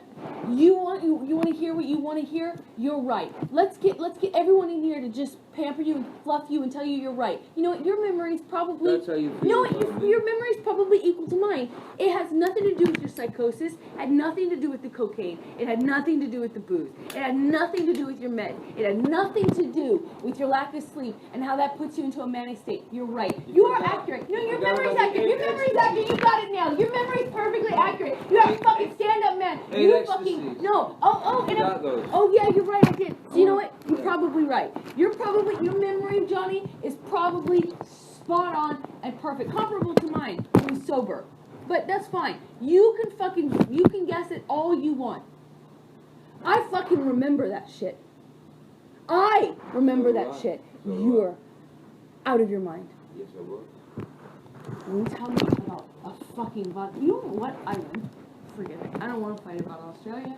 I don't want to talk to you about Australia. If you want to fucking persist and never let go of a goddamn thing, you'll never ever, we wouldn't be happy with anybody. No one's gonna make you happy. And if you run away the first time you travel, you're fucking ignorant. Anytime that there's a fucking problem, you fucking run away and you make it worse and you act like there's some hierarchy, some self-righteous thing that you're just doing the big thing, the honorable thing, and walking away. You know what? I believe that horse shit. If you actually had ever done this, I need to cool down. I'm walking away. I'm not walking away from you. I want to work this out. Just give me an hour. If you ever actually did it responsibly, I'd say, yeah, you're right. You're being the bigger person. That's not the case. You fucking run away. And there's a difference. Every time you get fucking stressed, every time I'm picking on you by Because I having would a have problem enough with you. time to get those words across with you. I'm clearly on tape, fucking like just haranguing and not giving me a second to fucking speak. So I could easily say, hey, Yeah. I need, you know. You could try. I don't think you ever try. I can't hear it when you're running away. I'm not trying to be insulting. I cannot talk to you. I cannot work it out. You can never work anything out when you do that. It perpetuates it. It makes it fucking. You are perpetuating it and Why am I always right now. Why am I always the one knocking on the door saying, let's stop this? That's not me. That's not me perpetuating. That's me trying to be the bigger person. Fucking cucumber in this fucking fight. I have tried. I've said I'm sorry. I've said I want to fucking try everything. I want to go to a fucking shrink or whatever. I've said everything. I've said, yeah, I'm wrong here, yeah, I'm wrong there. But listen. No, you're not. You are Like, too. I am. In fact, I you can't decide if I say sorry too much or too little. Because I feel like you've also criticized me for saying sorry too much. I fucking apologized profusely for yesterday. I didn't say too much. I just said, I'm sorry. The go-to thing. It wasn't a go-to thing. I meant it.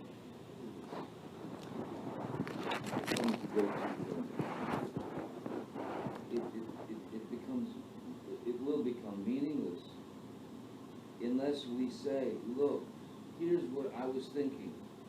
Did I fuck up? And then you say, yes, you did fuck up, and it made me feel this. And then, fuck, I'm sorry. I'm really fucking sorry. That requires some type of cool head.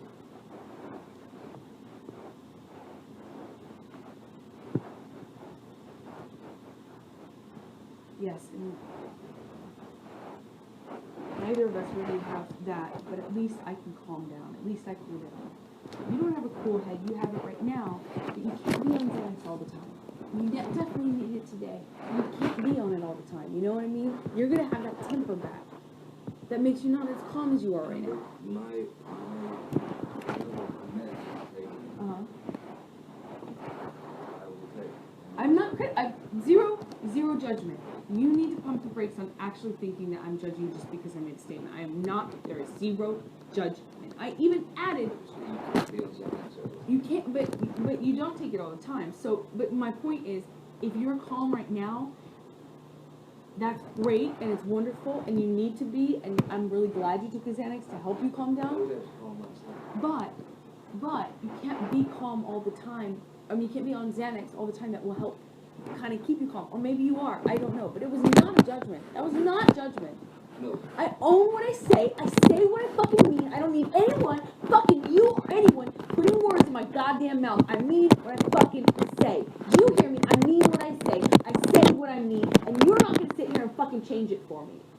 I'm so sick and fucking tired of you telling me all the time what I actually said and what I meant. I tell you what I mean. I had no judgment on that. That is your projection. That's you putting that shit on me. There is zero judgment there. It matters because it factors in, because it's relevant. I don't know, many of those things. Didn't you earlier go get a propanol? Yes, I have Panadol right here. What does that change? It changes how you react to stimuli. It keeps you calmer. It's supposed to slow your heart rate down. It has absolutely no psychological. No, it does not. It has zero psychological effect whatsoever. It reacts physically to the mechanisms in your brain that control your heart. That's it.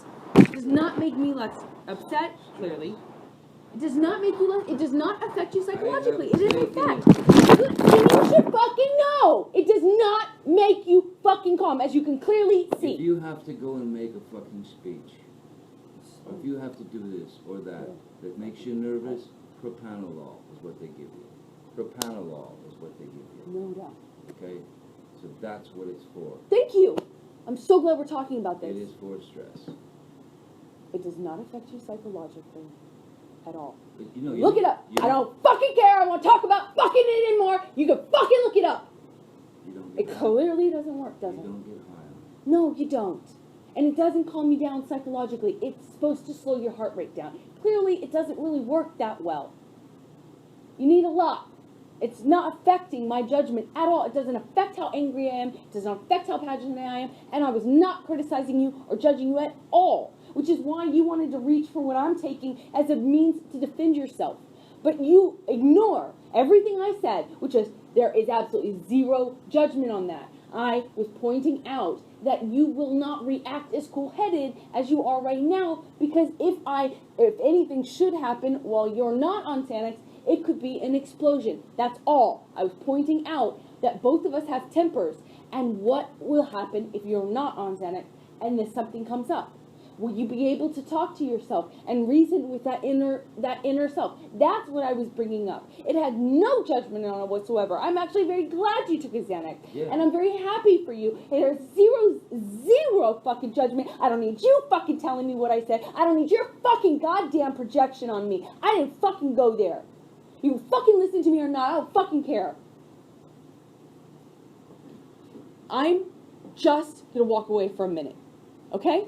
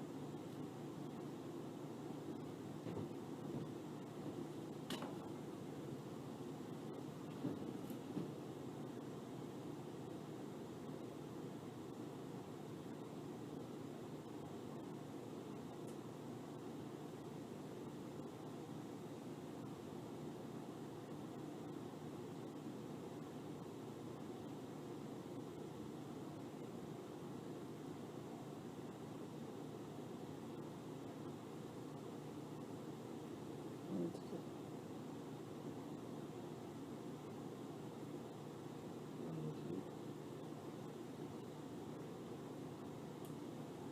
I know what to do. Came here to tell you I love you, to tell you that you know. I said all that shit and I just feel I feel like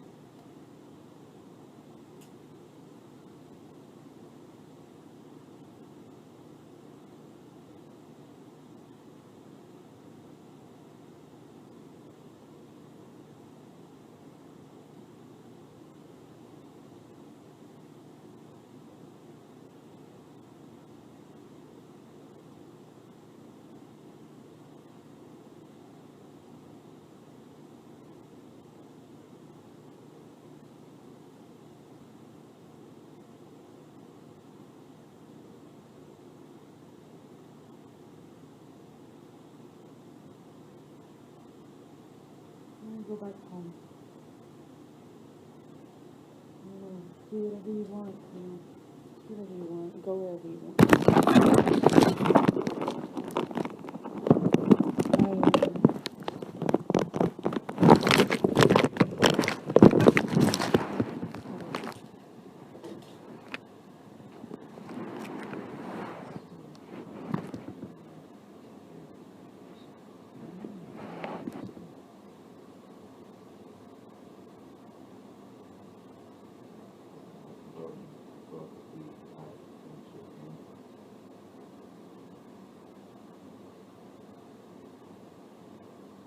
I told you I needed. You said that we could make Ripley that you don't.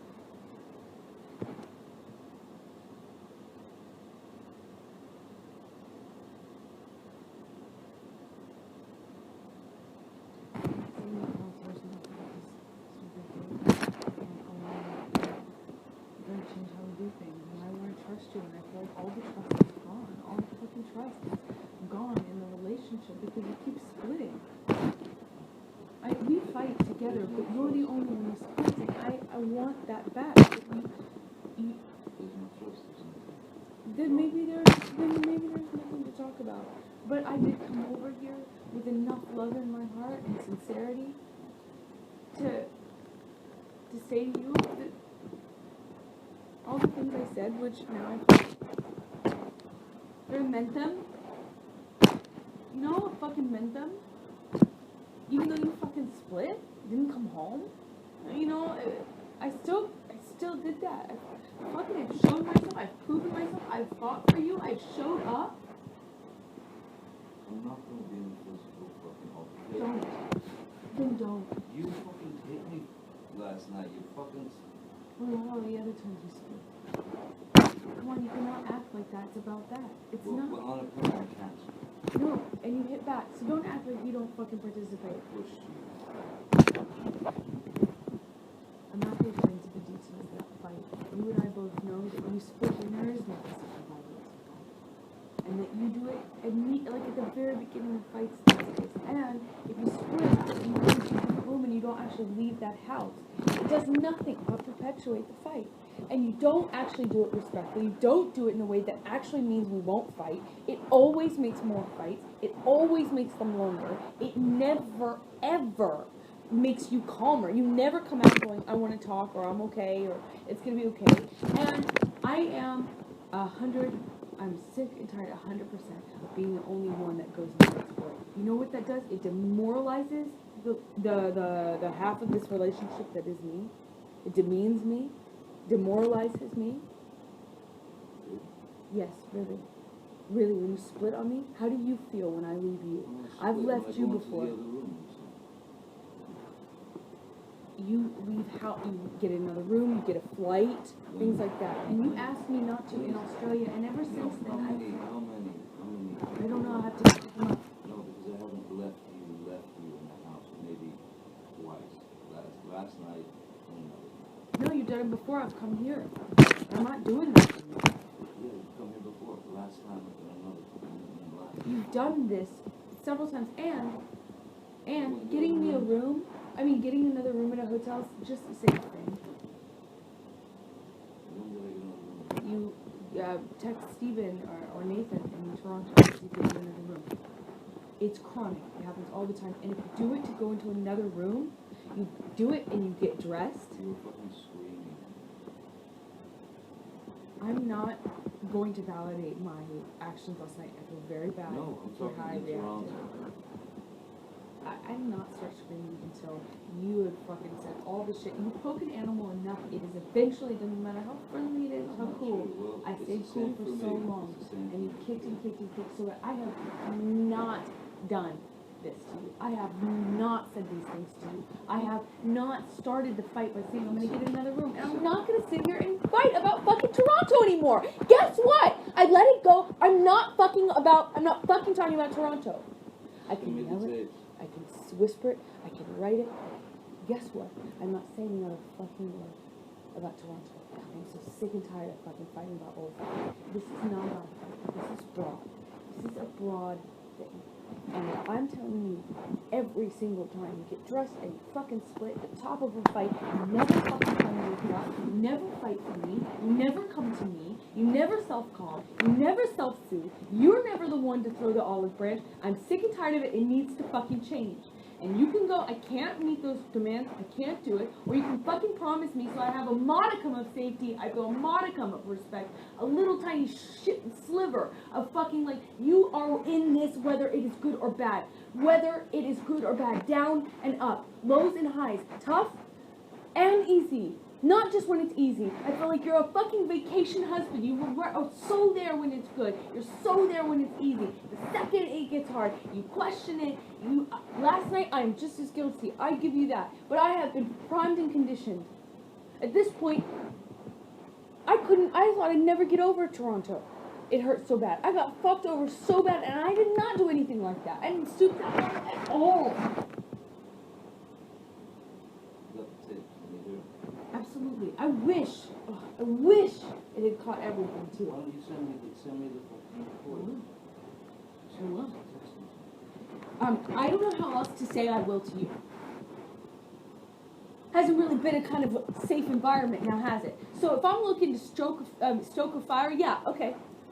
I haven't because we have not been well. We have not been good. And when I fucking move out, if I move out, then you'll have them and you can fucking relish them. You won't fucking like it, what you hear. Won't make you happy. But you'll hear what I'm telling you. We haven't really been good. It hasn't really been a safe environment now, has it? You act like you're fucking on something when I haven't, sent you this. Like, well, send it to me. Get this. It hasn't been good. It's been a little tough.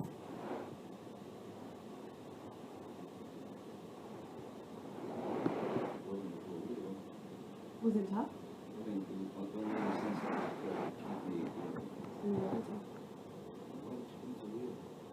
All I've been trying to do is be with you, spend time with you. You said you needed that. You said that it made a difference when I wasn't working. You wanted to travel with you. You said our relationship would be different. That was after Toronto. Yeah, that's when we came back here. I know where we were. Boston here. I know where we were. We've been on the road basically since Australia, and I have been at your side, and I have not been familiar with you. I'm not talking about just a honeymoon. Now, am I? I'm talking about many months. And was it all the honeymoon? No. I have been at your side throughout it all. You said, why did you come to Rio? And I answered you. I would love for it to be better. I have no fucking consistency, no safety, no security. The relationship is something you don't fight for, you don't stand up for, you always run from when it's tough. I'm telling you, I need More, we didn't say vows. You didn't make them exactly in the same, in that way, you know, but now is the fucking time. I need to know if you're gonna be there. I want promises. I told you that at the beginning of this conversation. I need promises you're gonna fucking be there. I need promises that this is important to you, not when it's easy, when it's hard too. This is something you'll fight for. That this is something that's sacred, that neither of us throw out every fight. I can't be the only one to hold the promises. I was in Toronto and it fucked me over. I can't be the only one. You can't be the only one. If I split on you, all those times that I thought about doing it, we would not be here. And I stayed, and it's tougher. You know, that's stronger. I'm stronger. It is easy to run. It is easy to run away from problems. It is easy to take that out and say, well, that's the easiest. That's the best, safest. That's the safest way out. I'm not saying we should get in physical altercations. I never want to be in that. Never. But every time you don't like what I say and you fucking run away, will never work out anything. You can't run away every fight. You can't. It's easy. It's not brave. It's not strong. It's harder to say to somebody, I want to work this out. I want to face what I have. I want to face what you have. I want to work it out with you. You're not working it out. You're running away, and then you make me be the bigger person every single time and come to you and knock on the door and come to this house and say, hey, we're married. It's supposed to be sacred. Calm down, calm down. Yes, by default, if you're never the one to do it, one of us is, and I'm the one to do it every time. It means I'm the bigger person every time. It means I have to be the strong one. It means every time I have to fight for our relationship, and you get to be you get to be lazy. You get to be cowardly. I don't know what it is. What are you here for? What do you need me for? Once again, I am fighting for the relationship. I want the guy that you don't fucking trust or like? I did not say I didn't love you. I love you. You're my favorite person in the world. I remember what I said at the beginning. I'm sorry you feel like you can't imagine it. But I said this to you at the beginning of this conversation. I said, you're my favorite person in the whole world. If you weren't the most magnetic, shiny, beautiful, interesting, dynamic person I had ever met in my life, it would be so easy to walk away from this bratty thing that you do. Untrustworthy. Did you hear what I just said? I said I can't trust. I can't trust. That's not meaning you're untrustworthy. It means we've created a situation, and I'm telling you what you do to create it too. We've created a situation in which trust can't grow. It's like it's trampled every single time, and we need a marriage. That's why I sat down. Do you not remember me sitting down at the very beginning of this conversation and saying just that to you? Say, I know you got married for security and for safety. So did I. We did not get married because it was something that we're doing, because it was something we could walk away. We wanted the foundation. No? Yes, but you could just have me as your girlfriend if you didn't want the foundation. And you told me, and maybe you go back on it now. Fine, okay, cool. Lie about that. I don't know. You told me you wanted a foundation. You told me you wanted the security. You wanted the safety. You liked the foundation. At the beginning you said, I really like having that. It feels safe. So don't argue with me when I say it now. I'm not arguing. Oh, yeah, but you had to pick and talk. I'm saying because I love you and you're my wife. I want you to be my wife. That's what you reply. No. I don't want to do this. I don't want to fight about a fight. I don't want to fight about the semantics. I don't want to fight. Come up with a point and can't answer it. You don't want to, you don't want to answer it. What am I not answering? Because I don't want to fight about this new thing? No, I don't want to. I said you wanted the safety and security, and you stopped me, you interrupted me, and then you said, what? Because I wanted to have you as my equal. I meant you interjected. I meant you said. You said. How about that? See, now, is this better? I answered you. I addressed what you're saying. Now, can we please not fight about that? I said, because I love you. You said loved.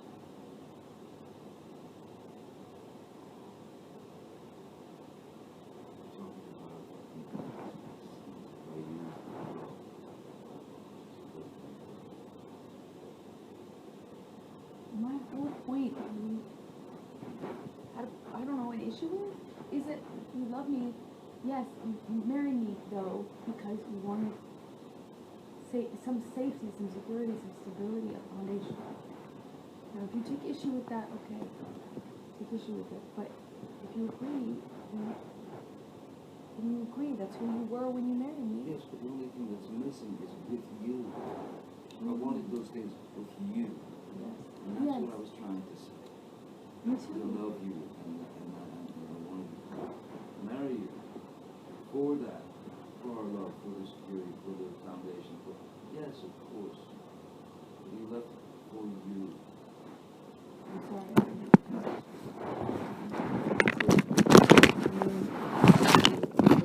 With you. I mean that.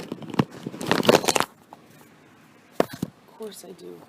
Of course I want that with you. It's why I married you. But I need the safety, I need the security, I need the boundaries, and I think you... How could you not agree? I need the same things. So I... But when you start flipping out, and I can't get a word in, and it's you know, manic and angry, what the fuck, Amber? I get angry. I'm human. This is the kind of situation where one gets angry. Okay, but you can't provoke anger in me then.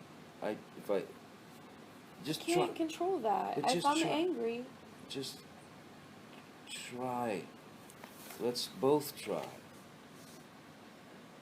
If there's anger, if there's something fucking really fucking poking us in the ass, let's try. Try not to fucking fight. Try to address it without jumping down each other's throats, because all that's going to do is build a mountain of fucking resentment, some species of fucking hatred within the love, and totally fucking mistrust, because you say you don't trust me. I get it, okay. I'm flake, I'm a this, I'm a that. I didn't All say right. as a person. I was speaking specifically about this. I don't trust the marriage. I don't trust you. I don't feel safe with it because you always fucking bail on it. Well, then That's sick. I don't know, you know. I want the trust back. You can deflect all you want, say it's my fault, say how dare I get angry at you ever, whatever. I'm telling you. As much as you don't like that shit in your marriage, I don't like the guff that you put on me in our marriage, and if it causes distrust in me, it causes distrust in me. Yeah. I don't know how I don't help know. you. I don't know what And the sometimes thing is. I don't want to fucking be there and go through the shit. I don't, man. I don't. I know. I don't want to, because I don't want to fucking fight. But it doesn't have to be one. It's not like I'm saying, hey, choose fight. You just said I get mad, I'm gonna scream. No, I didn't say that's always the case. I said, yeah, I'm mad. It happens. It happens. Yes, I know.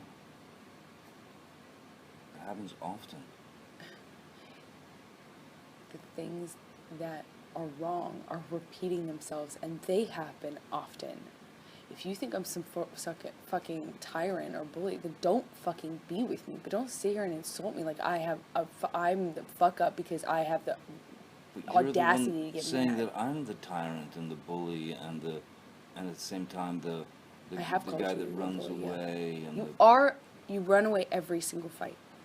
Okay, so I mean, then what are you? I'm not doing lying with me? about it. Then what are you doing with me? I already answered that.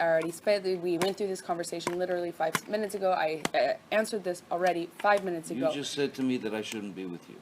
No, I said if That's you. what I feel. No, I said if I'm some, harping bully, which is what you make me sound like. Like I'm like constantly on you, making you feel bad. That's what I do. And then you ignore everything. You take me for granted. You're ignoring everything that I do for you. You make me sound terrible. You talk about me in a terrible way. You do not fight for me. And then you want to sit here and make me sound so What do you mean terrible I to don't be around. fight for you? You What's don't. that Everything I've already explained. No. 10 minutes No, before. fight for you. I don't understand. You never, ever do the work, put in the work. If we're arguing about something, you don't ever try to get to the bottom of it and figure out, make the peace. You want to make it easy on you, so you split. You don't fight for me. You don't fight when there's a problem. You don't come to me. You don't make peace with me. You never extend an olive branch. You're never the bigger guy. You're never the one that's like, okay, I'm going to put my own feelings aside for a second and say, this is bigger than us, let's stop fighting. You never are the one to come and knock on my door. You take me for granted. It's not true.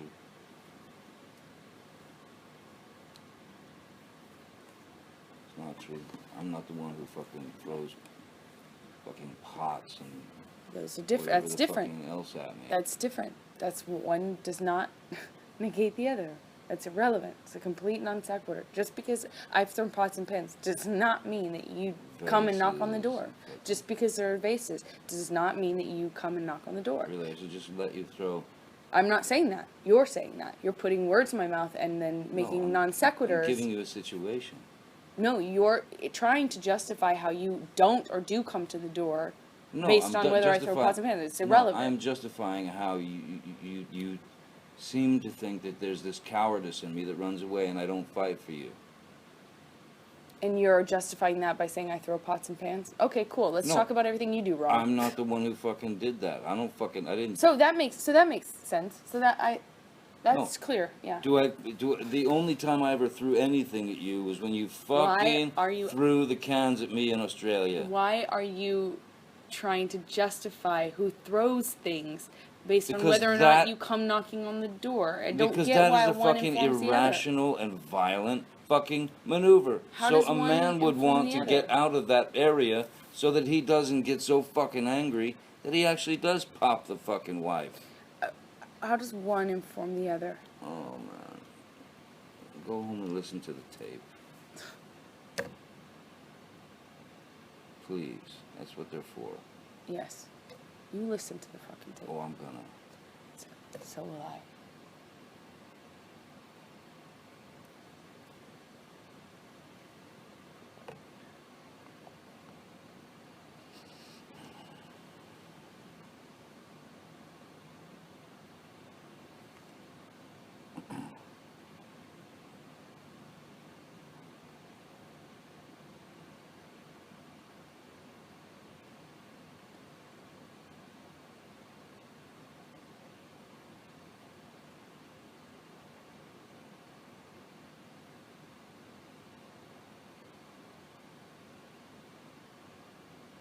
I'm not going to sit here and promise you I'll never get mad at you or that you'll never fuck up.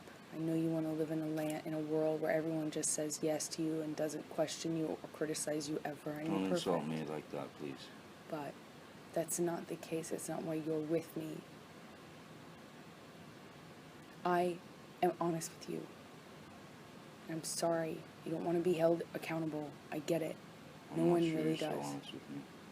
Well, that's your... Watching you live in front of Travis last night really that's your problem, and that's your whole thing that you've created. That's my problem, but my problem is that you don't trust me? No, I don't trust you in this. What's going on in there, man? I don't trust you in this, and I want the trust back. You don't trust me in our marriage? Well, what is everything we're talking about? Our marriage. Tell me, if you want to stop talking... You're saying you don't trust me personally? Or you don't trust me in the marriage? What, I don't understand what's so different. Tell me the difference, please. I think I have in the last few hours, no?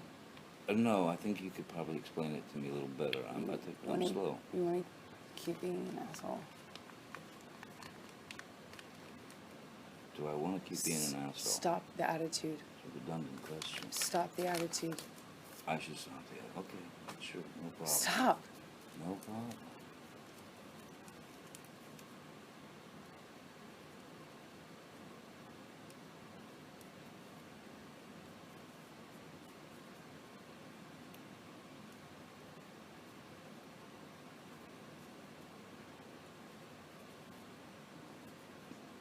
So I'm not going to sit here and go over every fight we've had.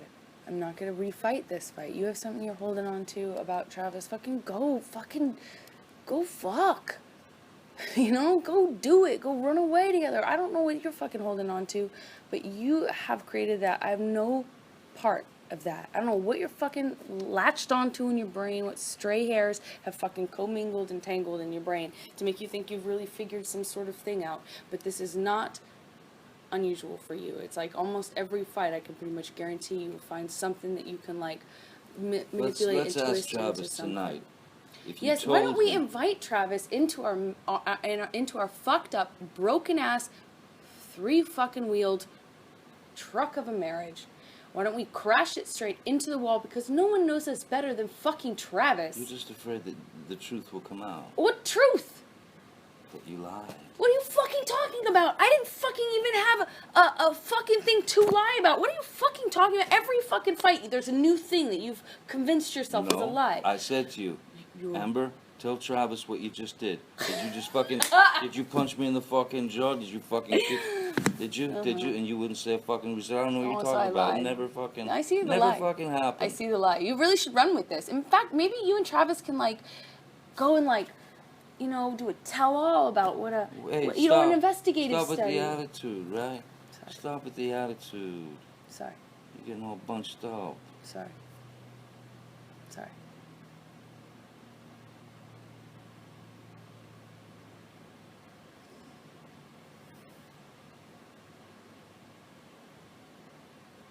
I don't. It's so fucking pointless, and you know it, to sit here and fight about fucking whatever you think happened with Travis. That wasn't No. a conversation. Listen, we I were was not fighting. high. I'm not going You to. lied. You're an asshole. You were fucking full of shit. What Lied, lie? you asshole. When? What conversation did I have with Travis? Big investigative study you've done. I'm not sitting here and No, fighting I with was you in a about situation with the you. fight that we had last After you fucking night. got physically violent with me, I texted Travis. I said, "Come up here," because know. I didn't want Come and anything save to me. happen. I mean, yeah. Come to what? Save me? No, go ahead. Continue. You. Travis to the rescue. No, that was the last one. You can go. You go. Okay. That was the last one. So Oh yeah. You called me a liar, and yet I watched you lie. you called me a I liar. watched you lie. I You're heard it. full It of was shit. right There's no what. You still haven't told me what lie it is. But yet every single fucking time, you know you do this every single fucking We'll time. talk to Travis. I'm not fucking talking to nobody. No. Fuck that. You go fucking jerk him off. I don't care. I really could care less. It's you every single time. You latch onto some sort of thing. When I already told you, I don't know what you're fucking talking about. You don't even know what you're talking about. You still haven't even told me what it is. But run with it. You I have run told with you it. what it is. No, you haven't. I said to Travis. I said Good. no. I said to you, hey, tell Travis what just happened. Oh, you told me to do it. You told me to. You said, go do that. I said no. Tell him what just And happened. I lied. And that you punched me in You're the right. fucking thing. And You figured in it the out. face. And you said, no, fucking, no, I didn't. What the fuck are you talking about? And I didn't watched punch you lie. And then I didn't punch you, and by then the I- way. I'm sorry that I didn't well, hit you across the face in a proper slap, but I was hitting you. It was not punching you. Babe, you're not punched. Don't tell me what it feels like to be punched. You know, you've been in a lot of fights. You've been around a long time. I know. Yeah. No, when you fucking have a close You fist. didn't get punched. You got hit. I'm sorry I hit you like this, but I did not punch you. I did not fucking deck you. I fucking was hitting you. I don't know what the motion of my actual hand was, but you're fine. I did not hurt you. I did not punch you. I was hitting you. How are your toes? What am I supposed to do? Do this? How are your I'm toes? not sitting here bitching about it, am I? You are. Oh, That's the difference your between me toes and are- you. You're a fucking baby. Because you started. You are such a baby. Grow the fuck up, Because you started Johnny. physical fights. I did start a physical Yeah, fight. you did. So I had Because- to get the fuck out of there. Yes, you did. So you did the right thing, the big thing. You know what? You are admirable. Every single time. What's your excuse when there's not a physical fight? Then what's the excuse there? You're still being admirable, right? Just by running away.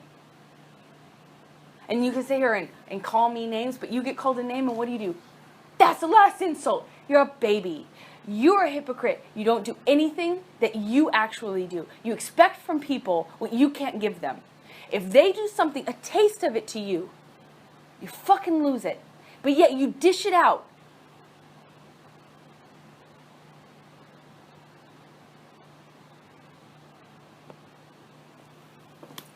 Give it a Xanax. Just in case you need it. I think it's worn off, maybe. What are you doing with this? I'm giving you a Xanax in case you need it. Okay. Seems like it's worn off. Yeah, probably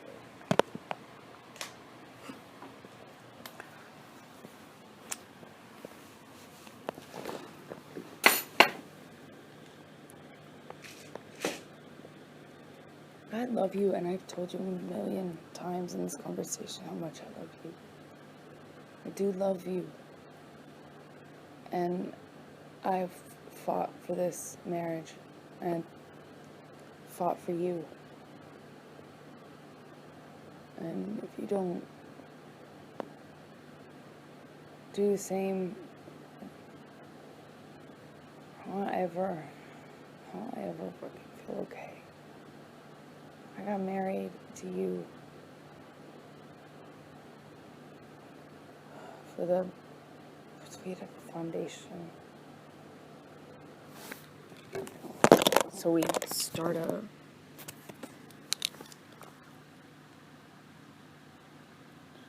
foundation.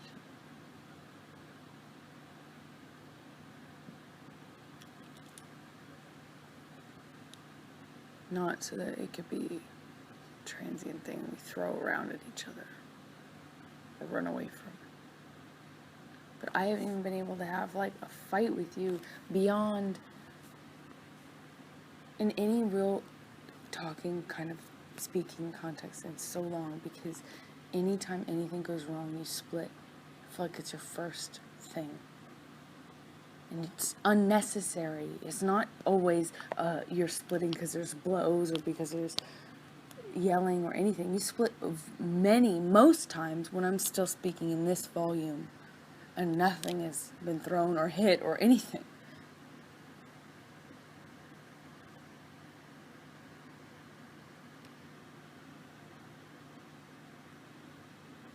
I'm telling you what I need for this.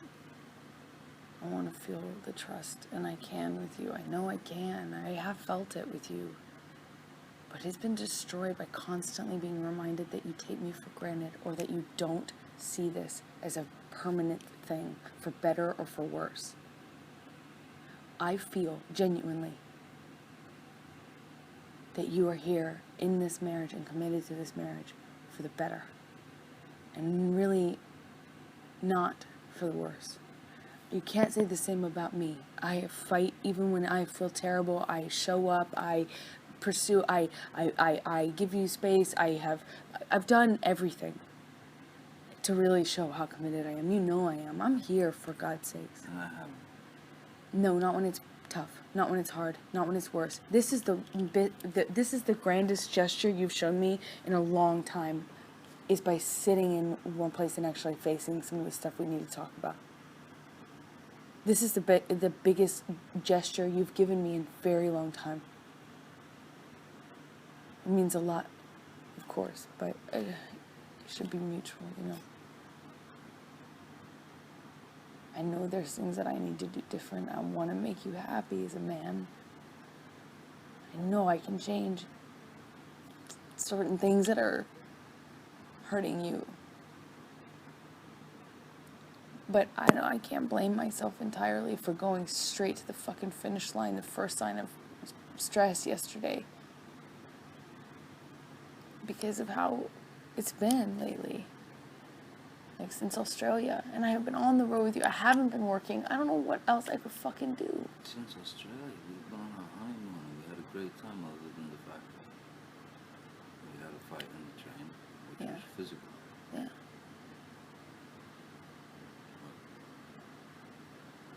Then we had a fight in San Francisco. But I thought everything else was great. You're saying you've been pondering this since Australia? No, the splitting thing. Me splitting. Like the lack of, you know, I even said this. It was in Australia. I said, I feel like it was so good for so long. We'd talk about things. Remember we were allowed to have fights then. Remember we allowed ourselves to say, hey, you did this, or you took... Remember we would even have a little argument and it was okay. It was an argument. I don't know what the fuck has changed. I can't figure it out. And I don't mean to criticize anything that you do, but it's so chronic with you, the the changes in the personality, it's like sometimes you get these clear months and you're this different person and it's wonderful, you're this, and then sometimes I'm like struggling to stay connected with you, struggling to have 5 minutes with you, struggling to connect with you, struggling to have my friendship with you, and I can't fight with you. It's like, but they're so chronic that I have to go, what the fuck has changed? What thing has changed? Do you not remember how different? You were so different. You allowed me to...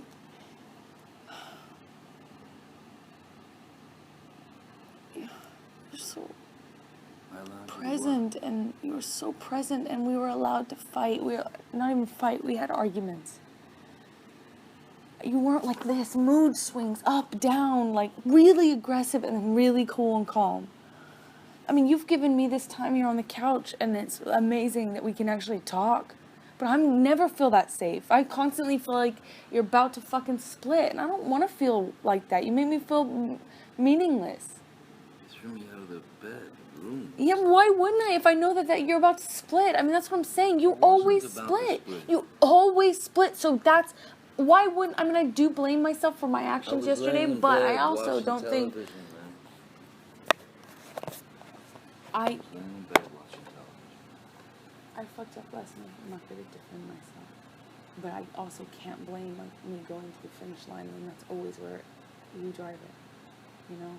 But you're saying you thought you were sure I was going to split. Always. I mean, that's just... Why would I split if I'm laying in the bed with because you any watching fight, television? anytime I tell you that I'm unhappy with anything, and it's typically the same thing, anytime my voice had complaint, I'm not allowed to have a complaint. I'm not allowed to think anything wrong. I've told you this 1,000 times. 1,000 times I've said this to you, in calm and in fights. Baby, I don't feel like I'm allowed to just have a complaint, and you aren't allowing me the luxury of us just being normal human couples. Like, as soon as you get mad, you take off on a train. Remember, I even asked you, is it about Adderall? Are you doing too much? I know it makes one edgy. It makes one, like, temperamental. Could it be too much? Like, what is it? The alcohol doesn't seem like it unless it's like in Toronto where it just became that. But in general, it hasn't been a problem so much. So I don't know what changed. I mean, I'm sure it's something, because it's chemical, it's strong. It's one day you were different. It's the same. And it hasn't been back. It's the same changes that are happening in you. It's exactly the same. I wish. Huh? I really wish that was the case. That is the case. I have always allowed you to fuck up and be a human. I've always been able to have a communication with you. The difference is you make it so we cannot even communicate at all if it's anything negative. You go, you take off on a train, you don't get off. You don't calm down. You don't come back around. You don't honor when you say, I just want a few minutes or I want a little time, but I'll be back. You don't assuage the anxiety and the stress that gives me and makes things worse with me by saying, hey, we will, remember Kipper was like, you have to say, I will be back in this amount of time, more or less, and then actually honor it. You have to come back. So I said, oh my God, if he could do that, that would be great. And you never do it. You don't ever honor that. You leave me with way more anxiety, stress, anger, and resentment. But in Australia, for a few months, you were so... So for you, it makes a difference. I wasn't being attacked. And that. I have not attacked you any different. I haven't changed. I have not attacked you any different. I never attacked you. I never attack you. Just because I have a complaint with something you did is not an attack, baby. It becomes verbally insulting. It becomes all kinds of shit. It becomes like at the very right beginning. Yeah. See, that's the problem. If you see any criticism as a verbal assault, of course we have this problem. We're going to have it next time you do. God forbid I have a problem with something you do. We're going to be in this situation. Are you ready for it? Say it nice. What if I'm hurt? Am I not allowed to be hurt and be human? That's the thing. You're not allowing me to be human then. You take my humanity from me. You're telling me I'm not allowed to feel things and I'm not allowed to react because to protect you. Last night happened because I was at Isaac's for too long. Next door. It happened because we could not and communicate. For what? For what? What did we gained from this fight, from me just, you know, the horrible fucking act of me being over at Isaac's for just too long. I did not for you. cause this because you were at Isaac's. I mean, you lie to yourself. Go ahead. You're just lying to Then yourself. why were you upset last night? This did not happen because of Isaac's. This happened because we're fighting. This is not about Isaac's. We actually haven't really even talked about that. We spent 2 seconds on it because it's, you know, it's not about that. You know it's bigger than that. The point is, I voiced a complaint. It could be anything. It could say, baby, you did something to hurt me. Which you did, and you admitted. Why didn't you say that? You admitted that you would feel that way too, and Yes. you said sorry for it. That would have been great, but I could not feel safe saying that to you because I knew that your reaction would very likely be a defensive explosion and an attack and freak out and get up and walk away and all this stuff. So I wanted to avoid it. So I took an Ambien to try and go to sleep without even having to speak to you about it because I was really hurt that you fucking left me stranded. You didn't think about me. You didn't text me. All the things that you apologized for. You already apologized for it. Can you do me one small favor and not take it back? Back. Thank you. Stop defending it, please. You already apologized for it. It meant a lot to me. Do me one favor today. Don't take that back. And what did I just say?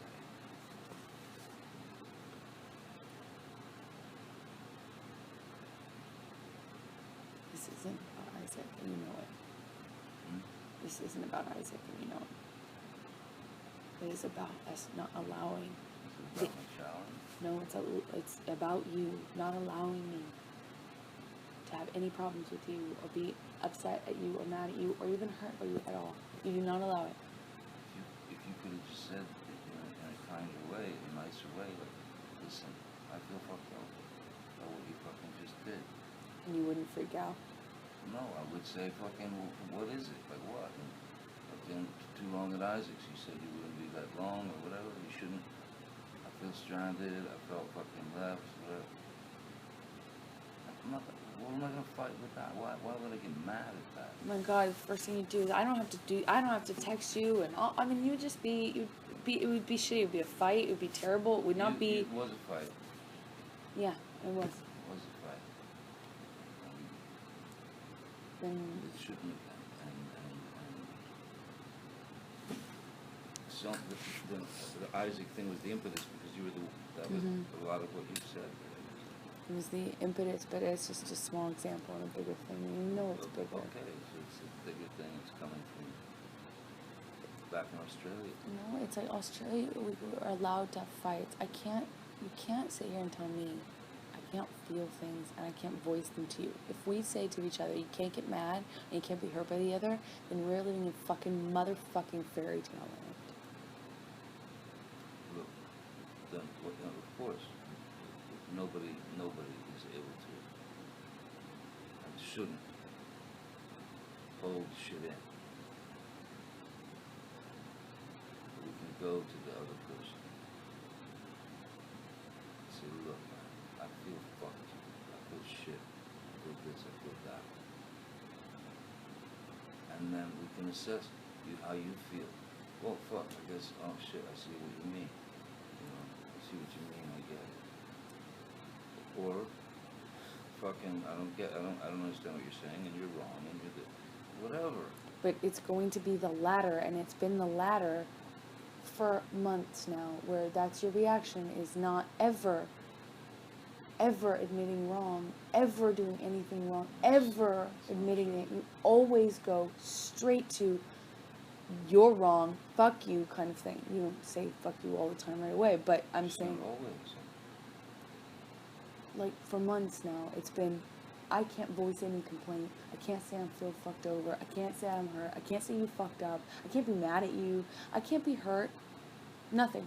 Because I'm the bad guy. Oh, well, I'm always fucking up, and, you know, like, you're always on me, and I'm always fucking up, and, you know, like, getting mad at me for for being honest with you. We've had a million fights where I'm like, I was honest with you. I told you how I felt. Maybe if you were me, wouldn't you feel bad? Yeah. Okay, well then, the fuck? We had these few months where we actually could even feel things and fight, and it was an argument. But you don't ever like, it's like I don't know what's changed, but it's like you can't ever just make it short and get over it. You can't. It's like you get on something and you will not get off of it. Hence why I'm always going to you in fights for hours trying to get you to calm down. Please, can we talk? Please, because I don't want to go to bed that way. And you told me you didn't want to go to bed that way either. Yet you want to fucking do this all night long and make it an all night thing by disappearing for hours at a time. And then when I come to you, I'm the bad guy. I feel fucking alone. I feel like you're not fucking helping. You're not fucking doing anything in fights. You're not overcoming yourself.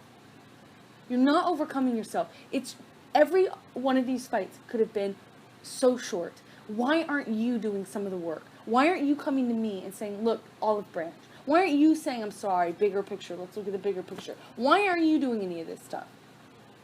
Have you noticed that you're not? Do you remember thanking me for doing that, actually, recently? Thank you for being the bigger person. Thank you for coming and apologizing to me. When? I'm sorry, when?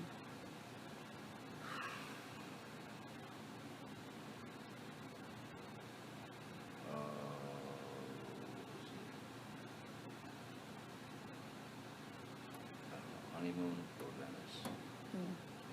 There's an example. I don't remember which one it is, but I'm really sorry, I don't remember exactly. no. I wasn't questioning you. I'm sure it happened. I just don't remember that one time, but I'm saying the majority of the times. And if you want to argue with that, then we'll never see eye to eye. I think you and I both know the truth. The majority of times, you cannot calm yourself, and it's me trying. Whether I'm hurt, whether I'm mad, whether you've just told me you hate me in my eyes, I'm the one trying to get you to calm down, trying to get an olive branch, trying to not make it an all-night thing, trying to get over it, trying to see the bigger picture. Even if I'm hurt, I'm still trying to do that because I see the bigger picture. You lose the bigger picture every time. And if you want to stay married to me, we need to figure out if you think you can. If you're going to lose sight of the bigger picture and only be my husband when it's easy, you're only going to be there for the ups, never the downs. You're only going to be there for health, not sickness. Every time it gets hard, you lose the big picture and you can't think about anything else but breaking up, divorce, fighting, splitting, running away. If you can't be the one to come around sometimes and see the bigger picture and know that it's not worth fighting for days, if you can't do that too, we need to walk away. I don't want to walk away. I don't want to end this. Do you don't think you instigate the same thing? I'm not talking about instigating, I'm talking about ending. But ending, you don't... I'm talking about ending. Yeah, but you don't always do that. You don't always... I remember you pointed out an example and I said, okay, then can we settle on the fullest? No, I do it at night. I do it at night. I come, whether it's night or day, I've done both. I've come to you every single time. On the plane I came to you, on the Venice I came to you, in Toronto I came to you, in what do you call it, San Francisco I came to you. I pull you into the bed or I hug you and I get us to calm down, and I'm glad I do because that's what makes it not be an all-night thing. And nothing harms our marriage more than sleeping in different beds because we're mad at each other or we're going to bed mad at each other. We made a promise. You didn't keep that promise, but we did make a promise to not do that. It was your choice not to live up to that promise, not mine. I tried to get you to come to bed when you were mad. I tried to get you to calm down so many times in Toronto. Toronto, in Venice, and in San Francisco. I would come to the 7 different bathrooms if you were, and try throughout, whether I was mad or hurt or not, because I saw the bigger picture. I didn't think it was worth this. I'm always the one trying to end it. You never let go of things. You constantly do this. I'm sorry you feel that way.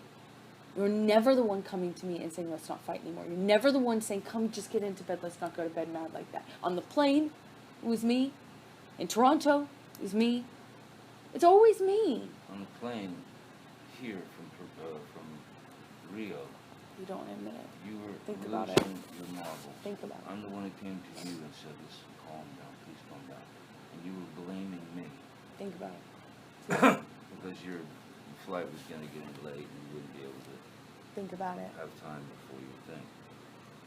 Just think about it. Oh, no. Majority of our fights, No, absolutely. Okay, I'll admit that. Yeah, the majority of our fights, I hang on to it because it's fucking hard to let go. Some of the shit that you go through in a fight can be Yeah, no shit. painful, and it's hard to forget shit. Yeah, no shit. But if you want to keep doing this and live a life where you constantly are using that as ammunition, which you can shoot yourself in the fucking head, that's fine. Okay. But at least admit you're doing that.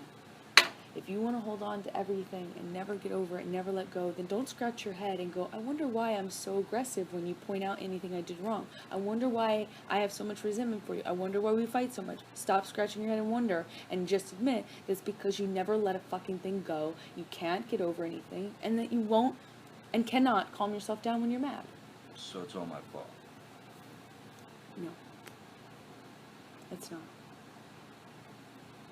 It's not. Yet you can sit here and find blame in everything that I do. But you never say a thing about yourself. I think I've included myself. You copped it last night. I have included myself.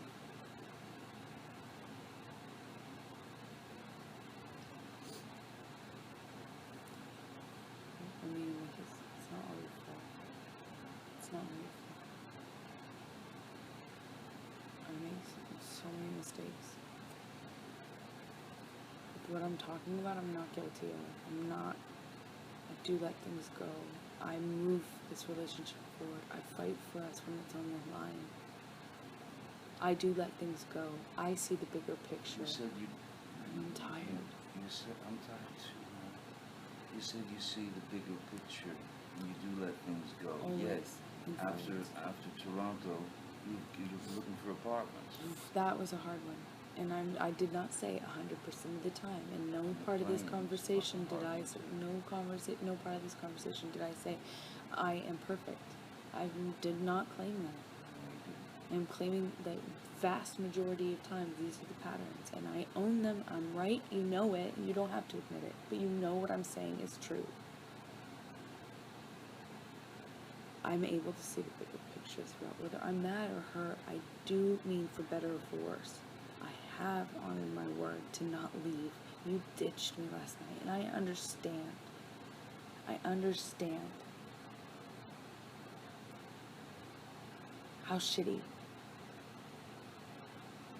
that got, and I understand my part in it. But it is a reaction to this fucking situation we've created. It's about to crack, and I'm trying.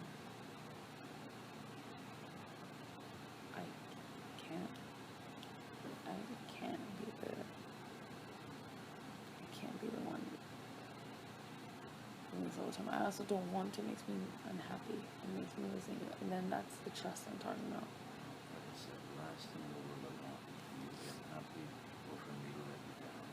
I know. I do.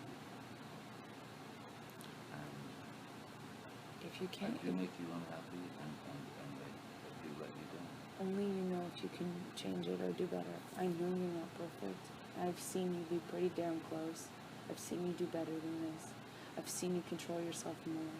I've seen you react less. I've seen you be less...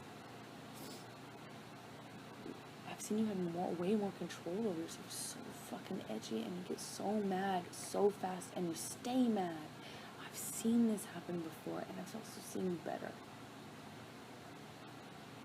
I've seen you clearer. I've seen you better. I've seen you do better, and you don't let me down. And I subsequently would do better and let you down less.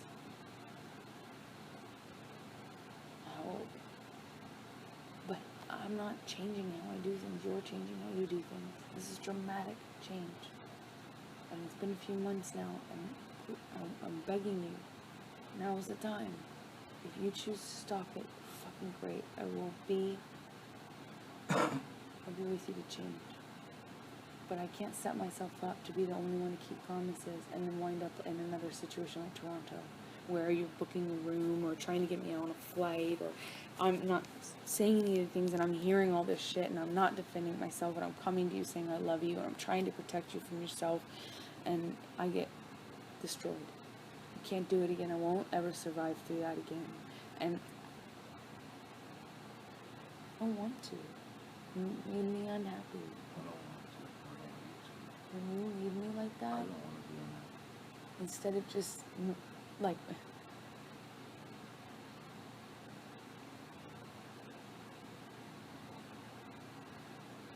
can't leave the house. You're saying, you're saying to me that for a long time I was able to keep everything together, and when we fought, Do you remember? like, be cool. Yeah, exactly. And it was for a while, right? Yeah.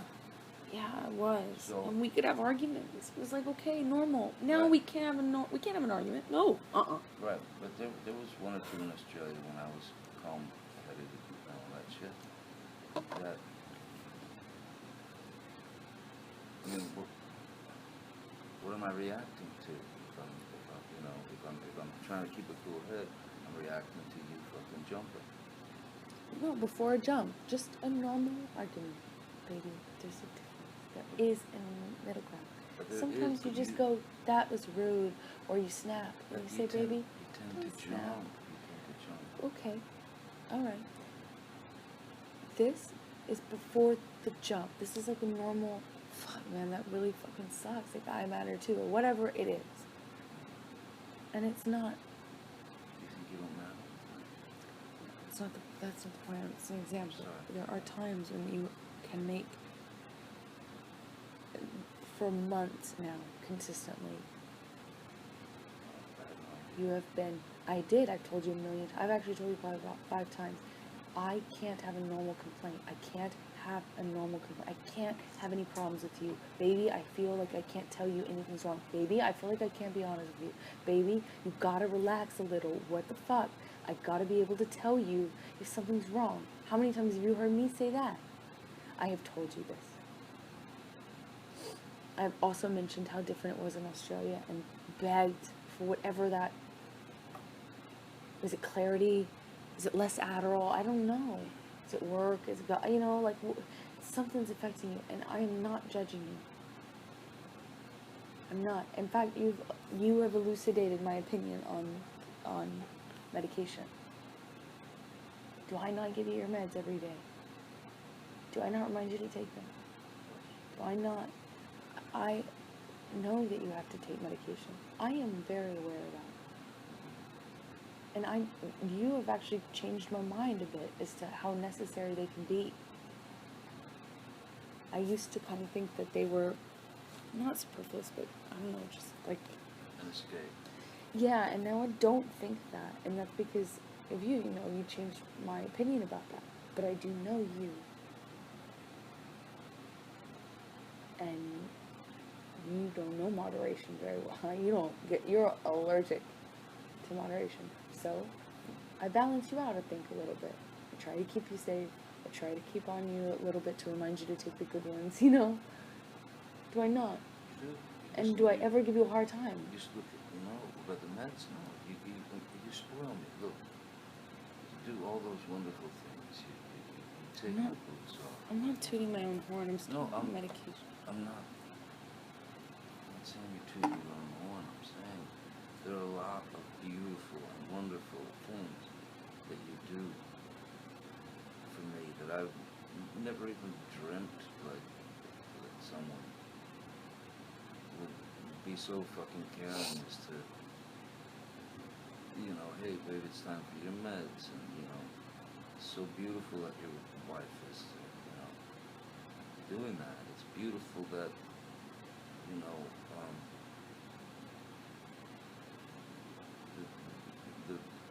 the act of just simply taking my fucking boots off when I get home from work. That is monumental stuff to me.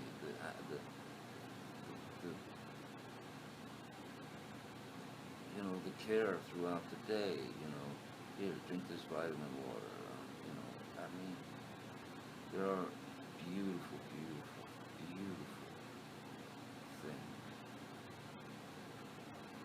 that I could go on and on about us, about how you've made me feel, how you changed my life.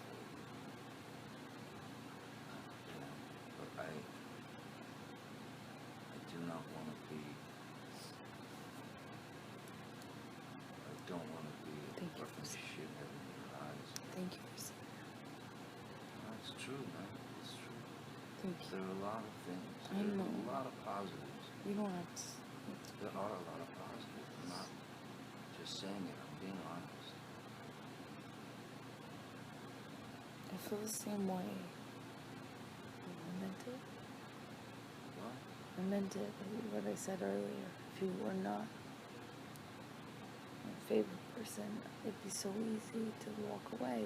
For you too, I'm sure. You know, if you, God, I mean, think about all the times it would have been very easy to walk, based on the bad, on the stress, and the fight. But I can't because you're my favorite person. The most beautiful, dynamic, shiny, smart, sexy thing. I can't.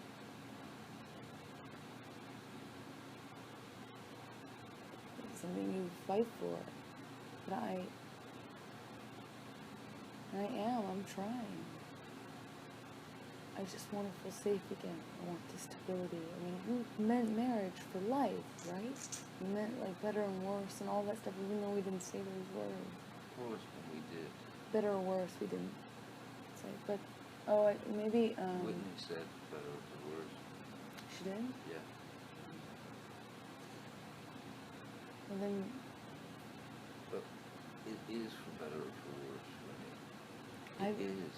I feel I didn't leave last night. you're making me feel like it's not, like you're not there for. I left last night, honestly, I swear to you, because I just couldn't take the idea of more physicality, more physical abuse on each other. Because had we continued, it would I have know. gotten fucking bad. And baby, I told you this once, and I'm scared to death of it. We are a fucking crime scene I right know. now if we don't get our shit together. And that, by getting our shit together, that might mean fucking A, we do this and we make it. That might mean, goddamn, you know, you say, I've tried, done, toodaloo. But we've got to get our shit together as individuals and as a couple. Because I love you. And I do not want to leave you. I do not want a divorce. I do not want you out of my life. I just want peace. And if I'm the culprit, majority of the time, I will fucking do everything I can. And I will recognize when I'm fucking starting to go sideways. I will recognize it. But please do the same. Please do the same. And it's okay to fight, like you said. It's okay. You gotta.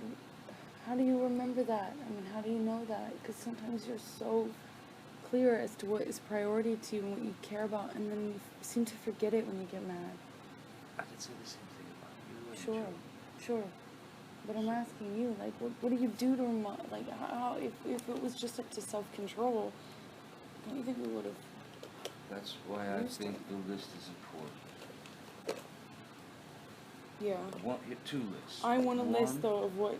One, here are things that you do that can hurt me or fuck with me or makes me mad or this or that.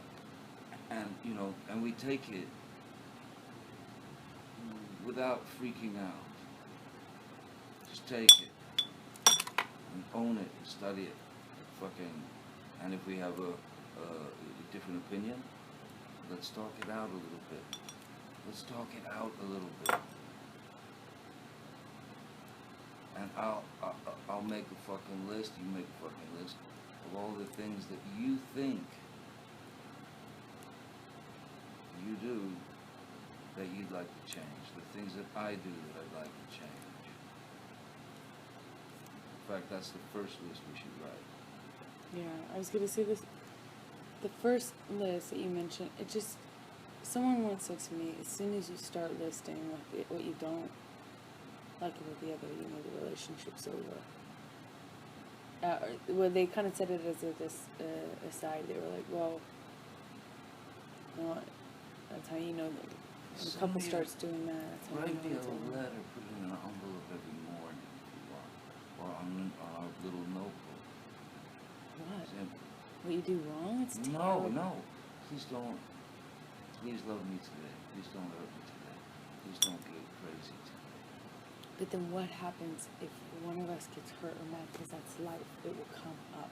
If we don't do things differently, I want a list of things that we don't do. I can't keep throwing our relationship in the air every time we get mad because all bets are off every time the blood pressure goes up a certain amount.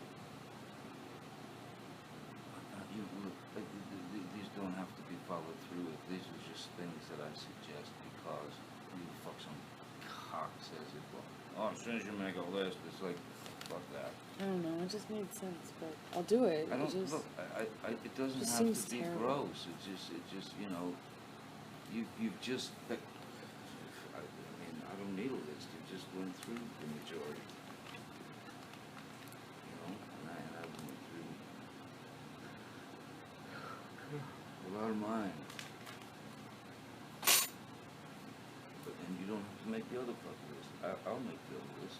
No, I'm not saying I don't want to make that list. I agree about that one. I just want to know what we're going to do differently and how to help check each other on what the other one needs so that it doesn't get to this point. I can't keep living like this. Oh, I can't keep living like this either. Then something I've has to got change. I've got less time on the fucking planet than you. I'm not going to spend the rest of my life fucking Something's got to change.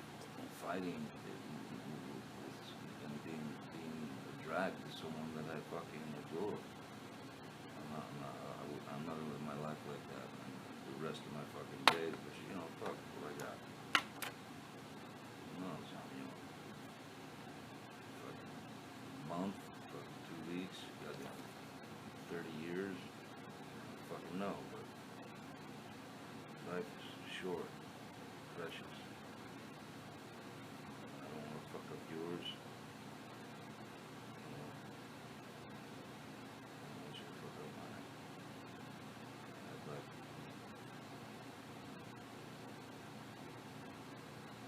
a bit more understanding from both of us.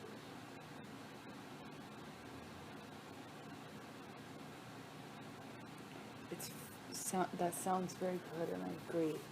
But what about what are we In the doing? moment. What are we going to do different in the moment when you're mad and you go fuck it and In the you decide moment. all bets are off? In the moment. Well, look what I did in Australia. Look what I accomplished. I put the fucker away. I told myself every fucking day, no, he's gone. No, he's fucking put him away. Put him away.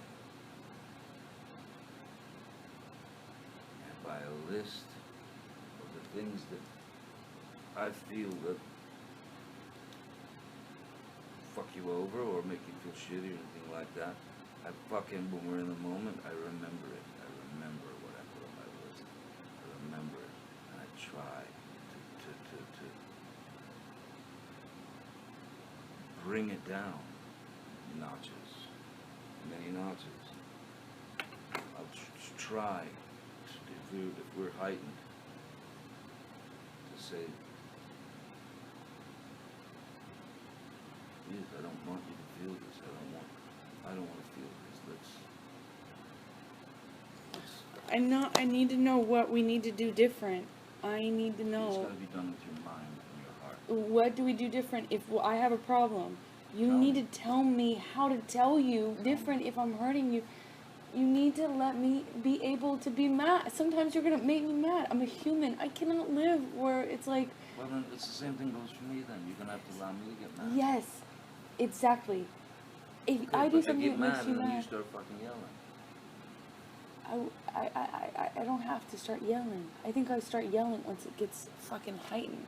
I've gotten a lot better about that. It's just I only start No. yelling when it's fucking hour 11 and we're really in it. You have them, but fights in the last month and a half. I was talking about the yelling, but No, but yeah.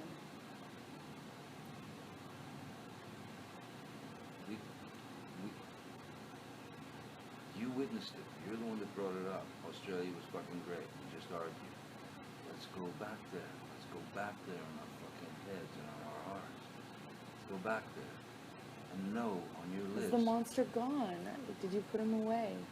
It's been so, when you get on that train, you get angry, you stay on it for so long, and you won't come down, you won't talk to the person That's that not, is you. That's not always. It doesn't have to always be the monster, but what is it? Can you put that away? Can you remember the bigger picture? You don't want to spend your life. I've asked you this so many times in fights. You want to spend your time like this. No, you don't. But I ask you because this is something you're choosing. I'm saying to you, olive branch. And you don't take my olive branches. You made me feel humiliated for offering them. You asked me to stay in Australia. I stayed, and then you walk out on me all the time. You've got to take some olive branches from me. You've got to offer them too. You've got to be bigger than what you feel at that moment. And so do I. So do I. But if I call you on it, will you hear it? Will you call me out on it if I'm doing it? Oh, yes, I will. Yes, I will. I'll do it in a fucking as peaceful a fucking as calm a manner as I possibly can. I don't want to instigate any fights. I do not want to fight anymore. Say we're having an argument and you get mad. Arguments. How can, yes, but say we're having an argument and you get mad. It escalates. How do you talk to the you that's in front of me right now? What do I need to say? What do I need to do? We don't want to spend our life mad like that. Doesn't mean you have to like what I'm saying you're doing or vice versa, but can you calm down? Baby, please don't, the monster. Please don't, let's not yell. Please don't yell at me. I'll do the same. Promise. What? You promise. Yeah, what else? I just want some, because sometimes you don't keep what you say, and I want this to be different. No, that's not the case. It's just that sometimes when you get mad, it's like you disconnect from the person that you are right now. And I'm wondering just how to, like, what's the communication, what's the phone number, for that. And you, how do I calm you down? Maybe say,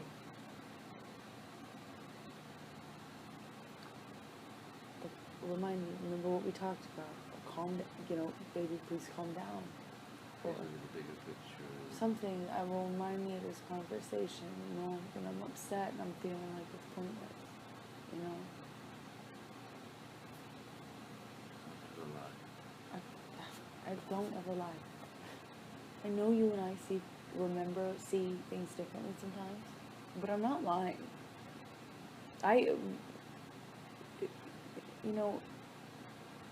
For someone who,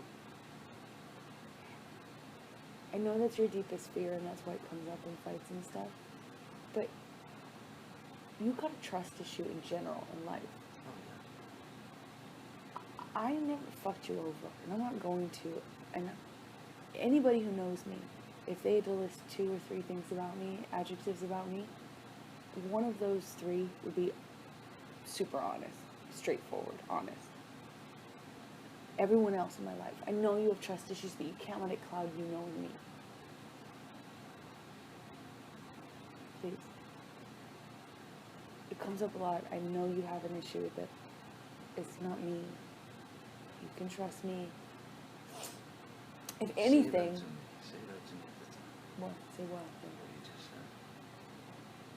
Say that stuff to me at the time. Start before you quit.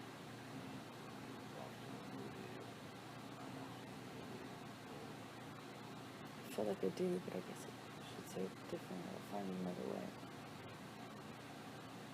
I'll pay attention to how I say it. Depends. Both pay attention. How we talk to each other. To respect each other. We're not going to do that all the time. Sometimes we're going to be shitty or whatever now. and we make a promise to each other about the rings and the divorce. Rings and divorce. We promise each other. Please, I want so bad to feel like the marriage I promise you. worked so hard to make happen is like meaningful. Don't talk about making the wedding now. Talk about the 4 years with this man. Yes, but I have those 4 years no matter what. But I fought for that wedding. And we had that wedding. A beautiful wedding. For what? If we don't, I want to, like, it means something. That there's some. It did mean something, and it does mean something. I didn't get married to you for fucking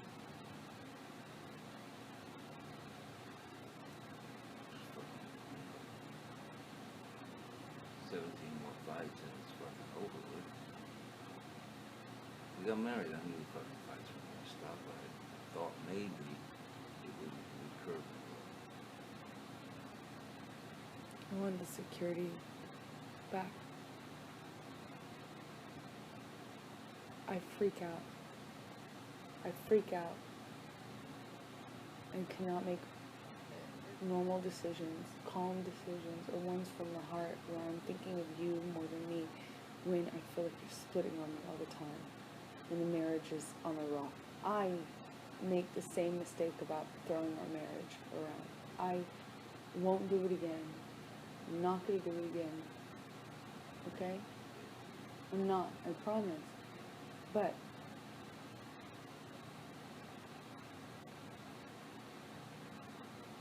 there's something so anxiety provoking and scary and malicious and really just turns everything over when you split all the time. Please, if you really don't want to fight and you're not just trying to hurt me, which sometimes it is that, if you really love me and you do care about this, please find a good way to do it one that's respectful. You can tell me that you are. I need to know that we will be able to talk about it, because the problem I have is when we don't communicate. It comes into me, it builds up in me and becomes cancer in me. It got worse every day when we were back from Toronto. It got worse every single day. Not better, worse. Until we spoke about it. Until Whitney's birthday and we talked about it. Then it was okay. But I don't want to resent you.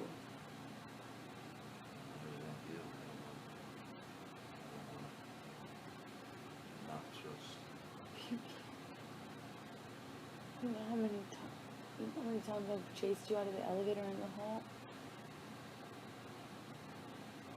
I gotta stop doing that. I'm not nitpicking. I don't mean to be focusing on something, but if it's a major thing to me, and it is a major If things get physical, we have to separate. No doubt. Have to be apart from one another, whether it's for fucking an hour or 10 hours or fucking a day. You must. There can be no physical violence. I agree about the physical violence, but separating for a day or a night and taking a night off from our marriage, it just means it opens up. Listen, I'm just giving you examples. It could be fucking 3 minutes, it could be fucking 2 weeks. I'm just saying. But we need to agree on certain boundaries so we have boundaries again. We need to make agreements and hold each other accountable to them and ourselves accountable to them, which is why I'm even bringing this up. I'm not... You know what I mean? I'm not saying anything negative. I know. All I'm saying is we need to take whatever time we need. You need, I need. Kind of let things settle for a minute. So we don't fucking kill each other or fucking worse, fucking really kill each other or fucking break up or whatever. Just don't. I think that help me, I'll help you.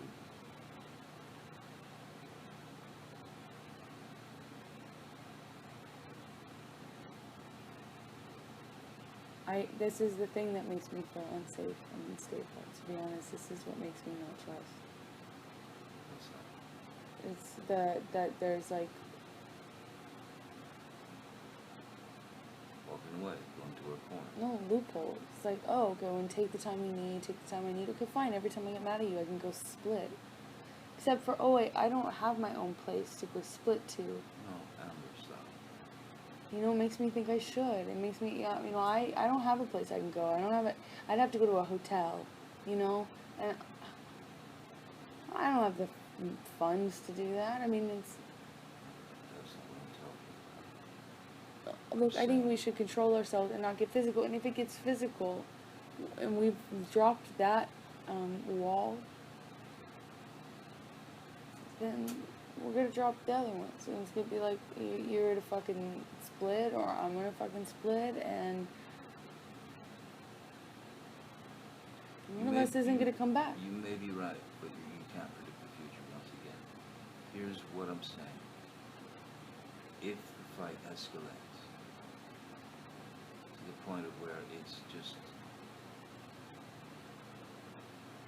insulting for both of us, or if it gets to that physical fucking shit, violence, that's when we just say, look, just go to our corners, man. You hang wherever you want. Maybe I'm going in the office. And I'm just gonna fucking sit there and try and de-jellify my fucking brain. And I'm not talking about me running out of the fucking house. I'm not talking about me, splitting because I'm fucking incompetent, a coward, or whatever. I'm talking about go to our corners. I'll go to my little office. You can have the house. You can just take the house and wander wherever you want. I won't fucking come bother you. You know? And if at a point you're feeling like better after 10 minutes, come knock on the door. I always do that. And please let me finish. So, And if in 10 minutes I'm feeling like, all right, I got the solution for this, or I know how we can, please, I'll come knock on your fucking door. Or I'll come find you. will you try? What? Will you try to not make it I just told an you. all-night thing? I wasn't done.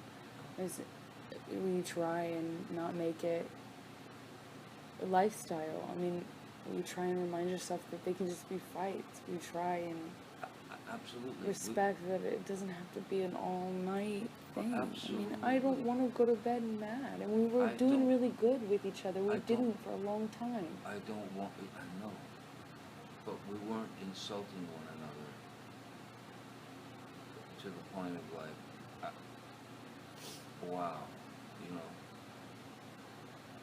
like the way I insulted you in Toronto, the way you insulted me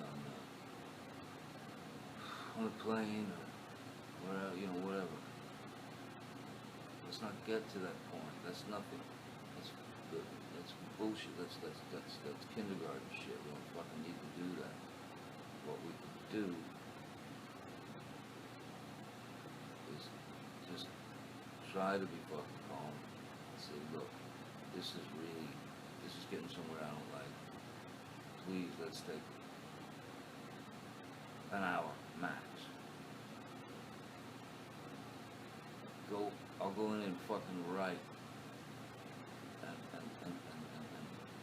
try and figure it out, get it out, whatever. I'm just Okay. making suggestions Yeah. to try and fucking save us. I agree. We gotta honor our promises. I cannot, nor can you. You don't deserve to be in a relationship that is walked away from all the time. You can't. I would never want you to do that. I never want you to be in that. You deserve better.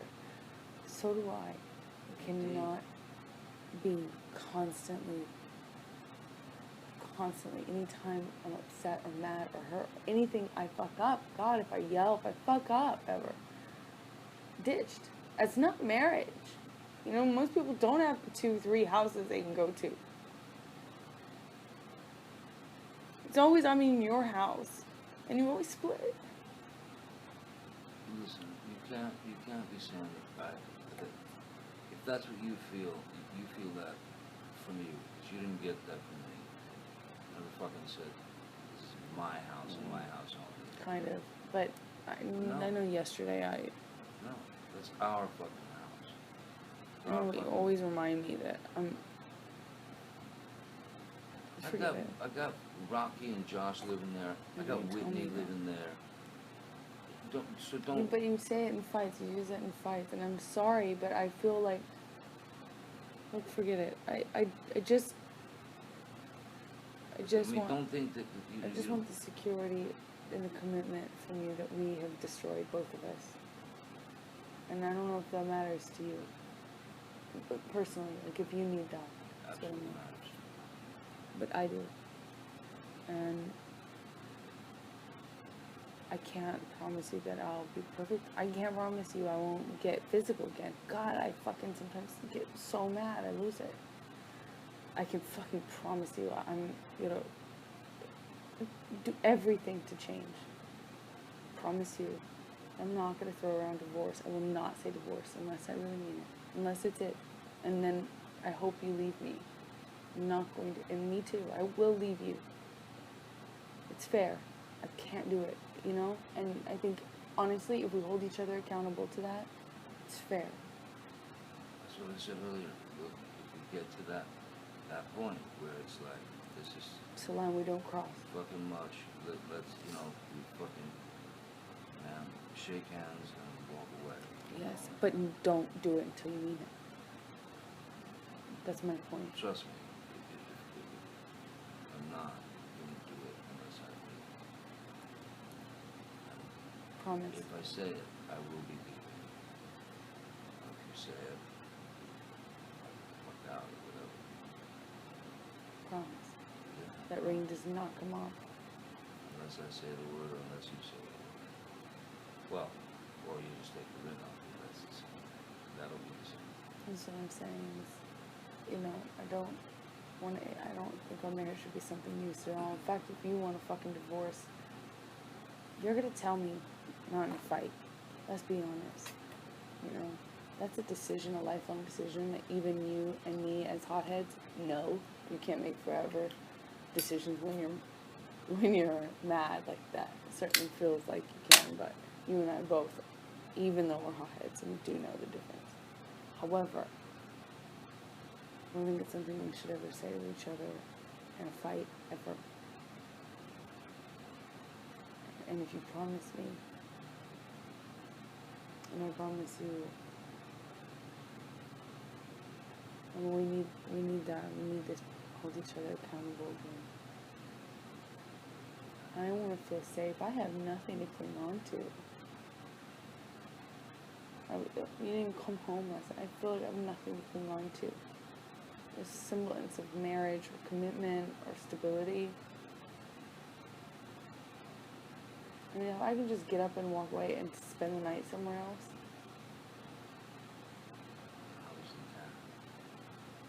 Yeah, but believe it's done if I do that. That's it's not marriage. You talk about it. You know why. I do know why you left.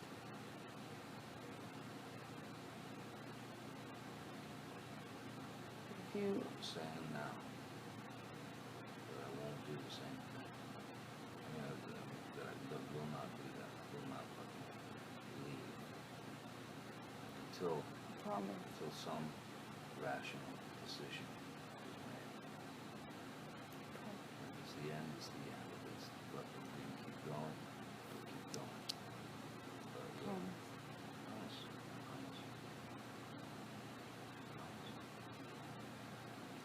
Hope you can trust me.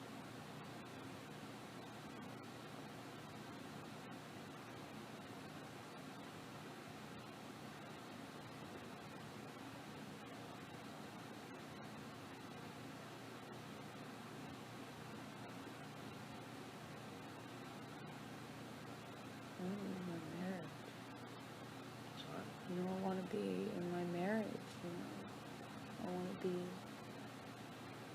I want to commit to you forever. Good, bad, better, worse. I don't want it to be as transient as whatever fight we're fighting for. I don't want any loopholes, oh, it's okay to leave, it's acceptable to do this, or it's acceptable to say this about, like, splitting or breaking up or leaving. We should fall asleep together every night. Ideally, never mad. I'd love to say we could promise that, but I don't know if it's possible. I'd love to strive for it. Yeah, you weren't ready for that last night, for sure. No, I fucked up last night. I'm really sorry. So let's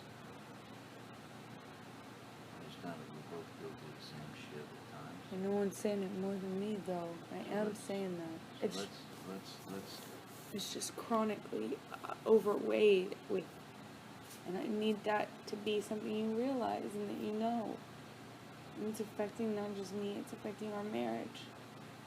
It's affecting how I trust, how I resent you, how I like you without the fight happening. No, I know. I'm not trying to rub your nose in it.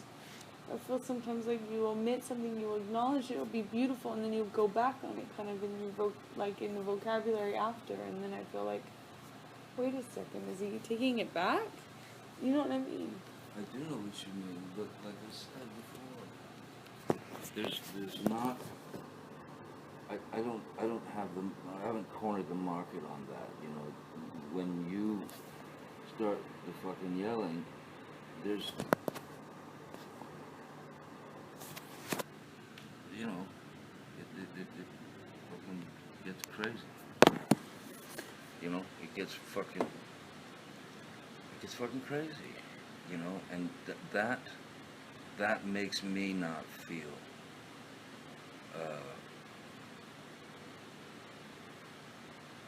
for lack of a better word, safe within the relationship. You know, understanding of, oh well, it's just nothing.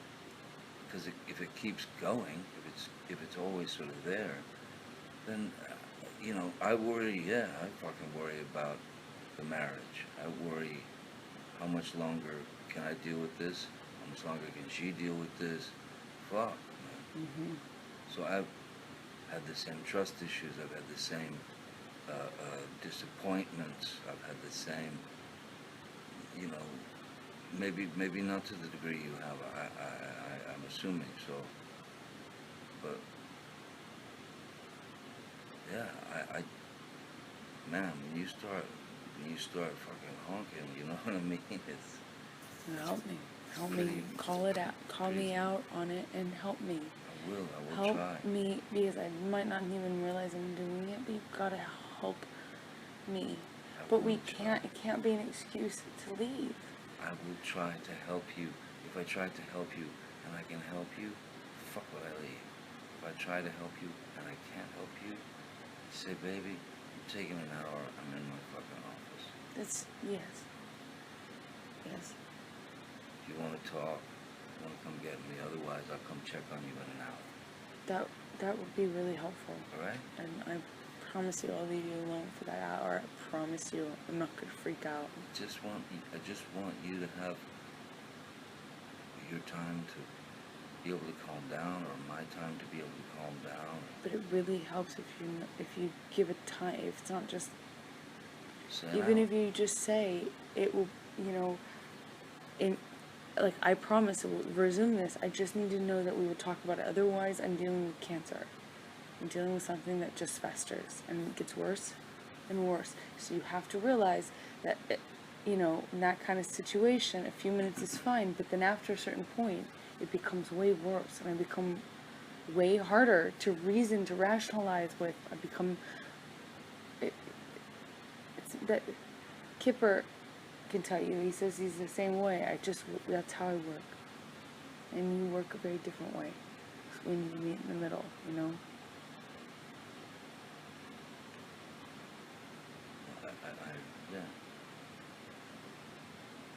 I do understand that. I mean, I do understand all that.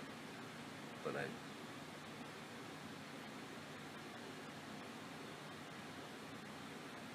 also want you to understand that,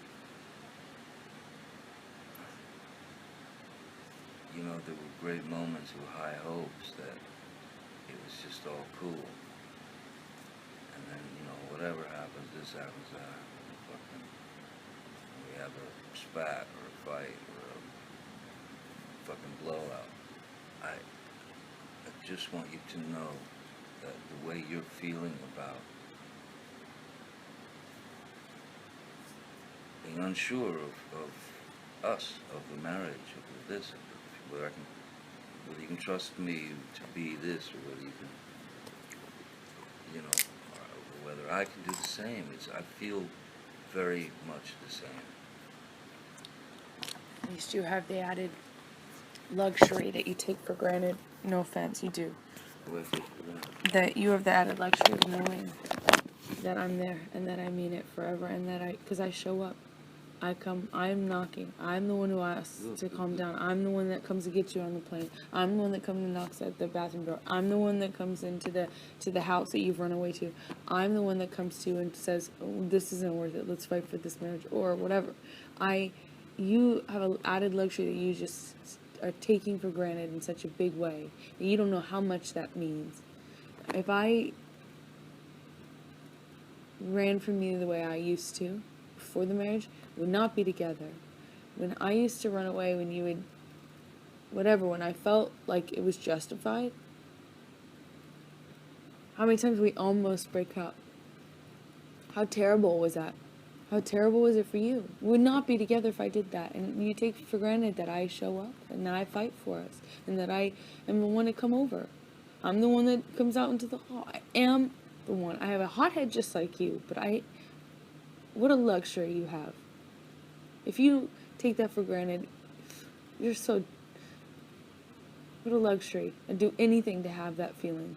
If, at least in the back of my mind, I'd know that you had showed up, that you fought for me, that you cared enough to... Here's that what you're missing in that little,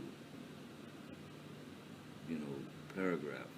What you're missing is, you're the one who comes and gets me. You're the one who comes and says you're sorry. You're the one that comes and tries to calm me down. You're the one. But why am I riled up?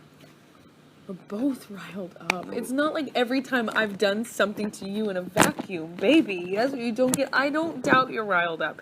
But I'm riled up too. And I said this to you on the couch. I've said this to you before.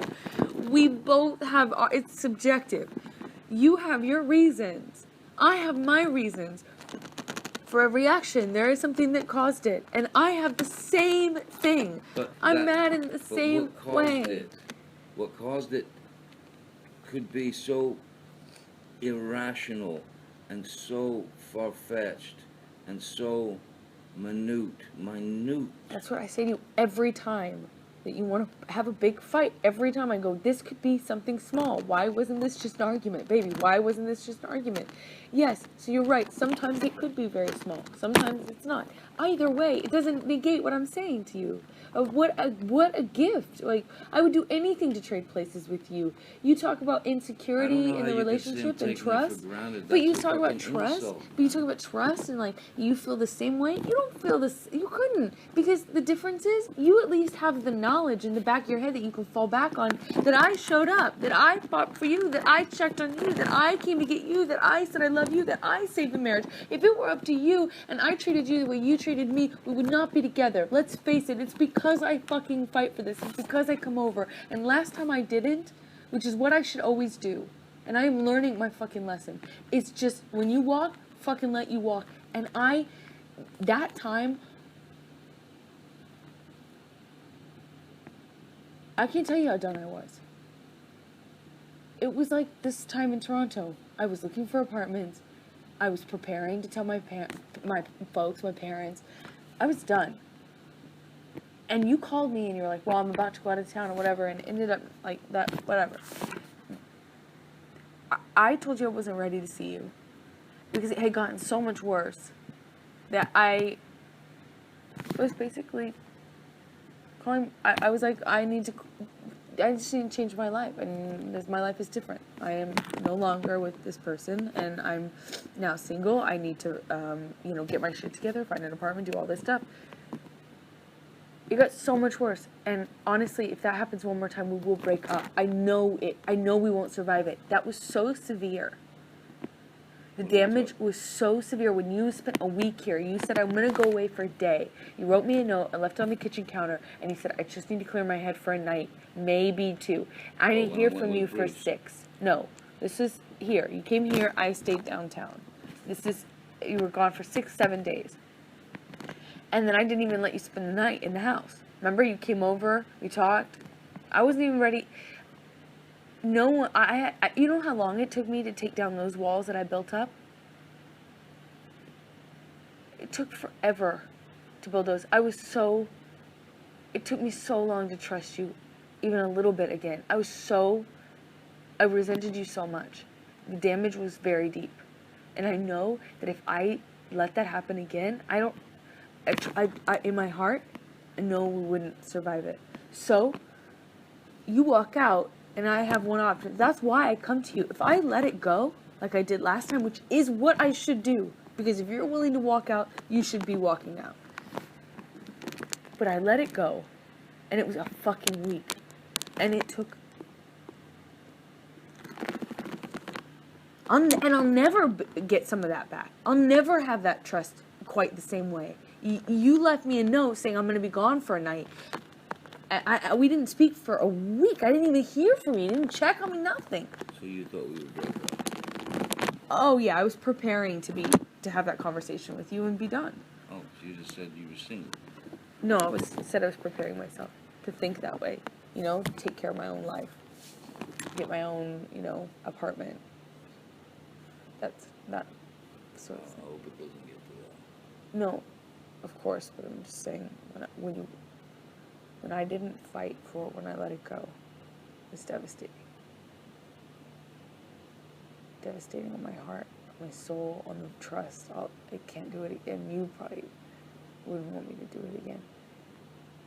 At least you have in the back of your mind that I come and I show up and I fight. I come and I don't have that. I don't take that for granted, by the way. I don't always know that you'll come. I don't always know that you'll be knocking. I don't always know that you want to talk.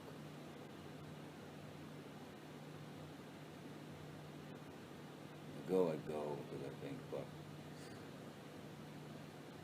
we're screwed. Can't live like this. So what's to stop you from doing that again, thinking that again? Well, like I said, like you said, you walk out the door, you walk out the door. That is the same as rings off. That's the same thing as mentioning divorce. There's no talking unless we just want to try to be civil with one another. As fucking people who are married. I hate to talk like, I hate even saying that kind of shit, but yeah, if I walk out again, I'm walking out, and I'll know that, and you'll know that. If you do that, same deal.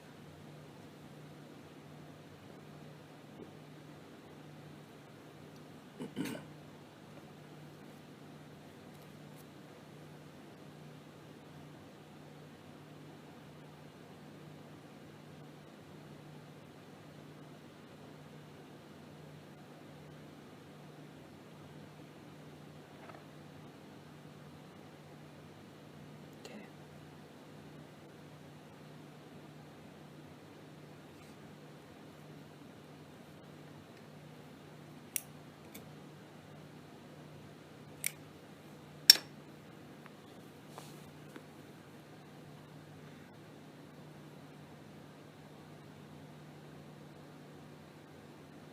I love you, never, and always do my best to make it happen.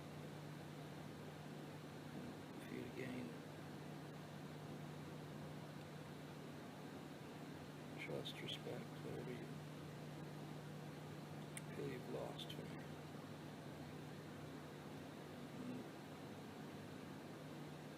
I hope you can too. As we, huh? I hope you can too. you can make the changes that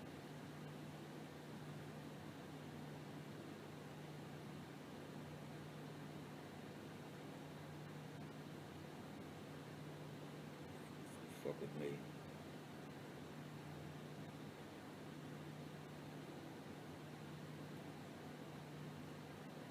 And if we want to do it, we'll do it. Ultimately, if we don't want to do it, we know the result.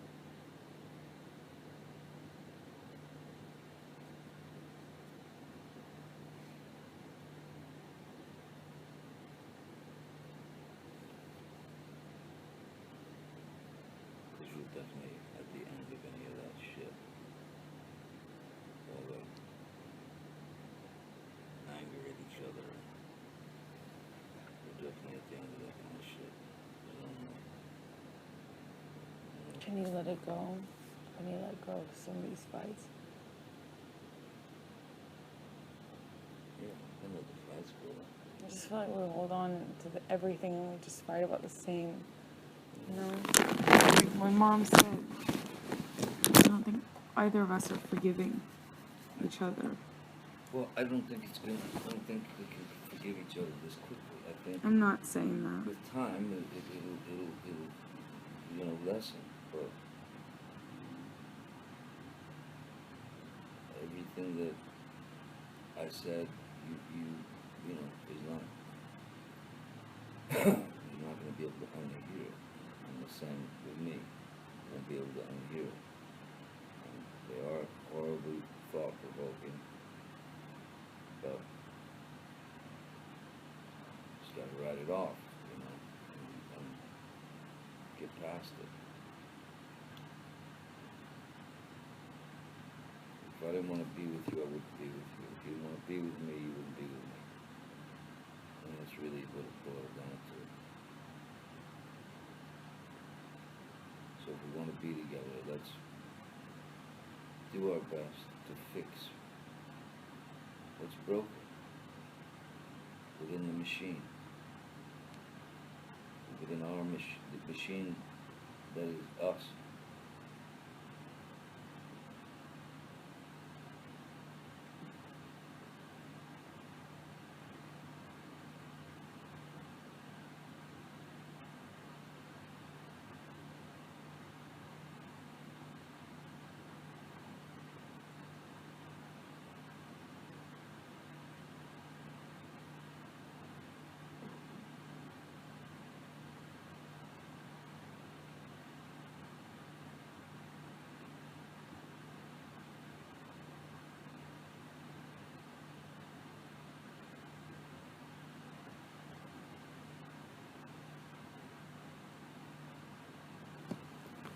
That's why I came. That's why I came. I'm still married to you.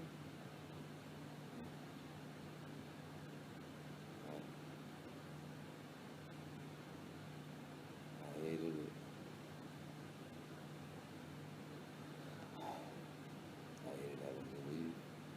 I hated fucking getting here. Couldn't fall asleep. Fucking ambient and a half finally.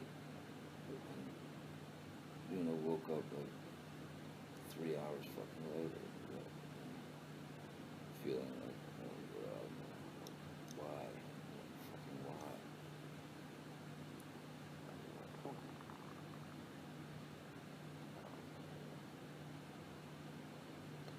Hope this is important enough for you to fight for. It is important enough for me to fight for. But why do you say that? Because I know I can't do it alone. I woke up first thing and called you. Told you last night I just feel so foolish, you know? And I understand part of it, but I also see like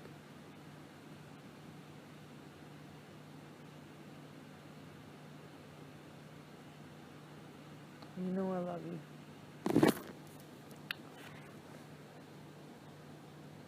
I know I got my fuck ups and my issues. At least you know I love you. You know I love you more. Me. You know. At least you know that. You do know that. That I love you more than me. That I love you more than yourself? Yeah. You don't debase yourself and embarrass yourself like that for you. It's because you're worried about protecting yourself. I don't think you debased yourself in any way. I think it's very brave. It's a very... Your feet are swollen. What? Your ankles are swollen. You took your morning meds? Good, no swells. What? No swelling. Not swelling?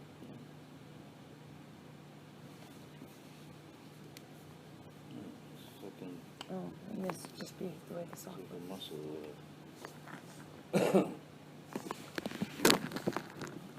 I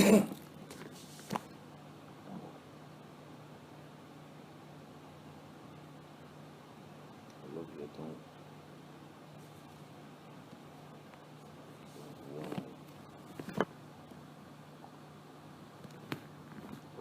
do anything bad to you. I don't harm you. I don't want to hurt you. I don't. So, like I said, I'll do every fucking thing I can. It's gotta be reciprocal. Yes. I agree. And what you did by calling me last night, you fell asleep on the phone. You do realize that. Yeah. I'm sorry. I had to ambient myself. Again. So, I say sweet goodnight to you. Did you tell I was sleeping? I thought you were sleeping once before. I think you might have fallen asleep once before. And then woke up and continued talking. And then I was saying something about it. And then suddenly there was just no more. I really don't want to sleep without you. Again, we can't. There's a better way. Let's find it. Don't slow Please don't. I'm sorry I did. It's okay. Just... But you know, sometimes that fucking thing happens. You do it too sometimes, where you just... I know. But it can't be like the end of... Our marriage is bigger than that, obviously. We don't need to... I agree. I agree, but... I hope we don't. I hope we don't.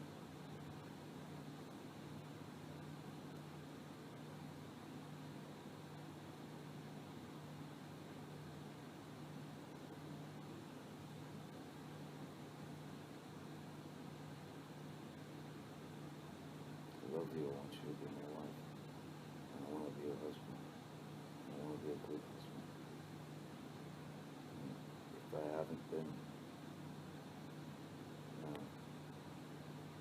I'll do everything I can to find out how to be a good husband.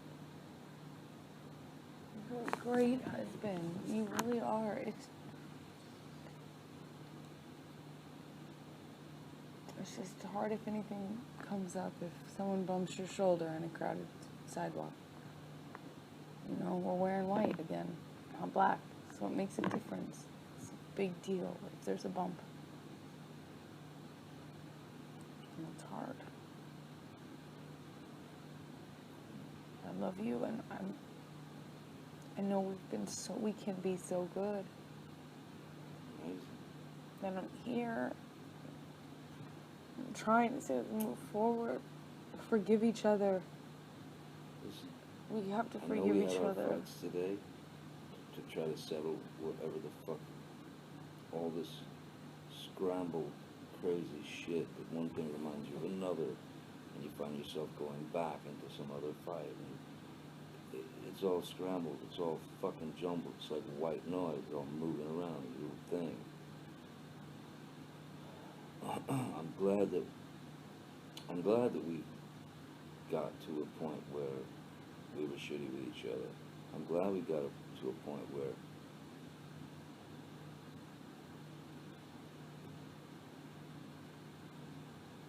we didn't fucking know how this was gonna end.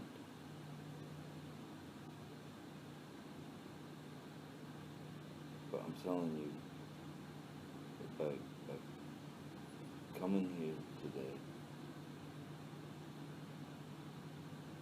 it is fucking courageous, and it's fucking admirable. For you to come here and talk to me and try and work things out. And to tell me these problems,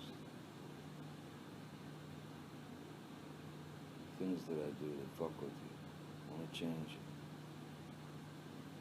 I want you to change it. I want us to change it together.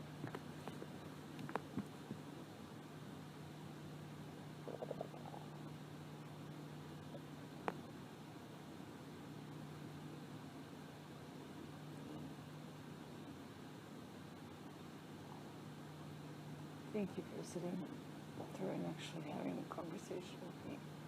I did not expect that. But I'm really proud of you for not running away, or walking away, or what.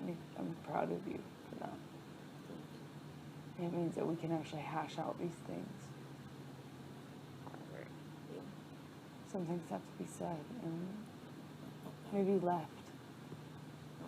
And maybe left. Left behind. No, we'll never forget a lot of things, but we can forgive. We really do need to. We need to we really need to. My mom was right. There is absolutely, it's just adding weight. We're just carrying around those stones. My mom is right. I know she is. She is right. She's right motherfucking money. She's on it.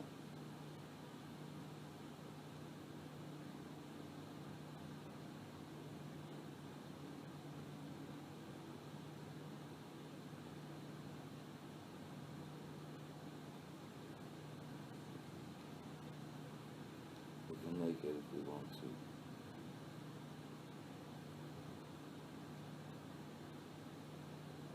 We can get through this shit if we want to.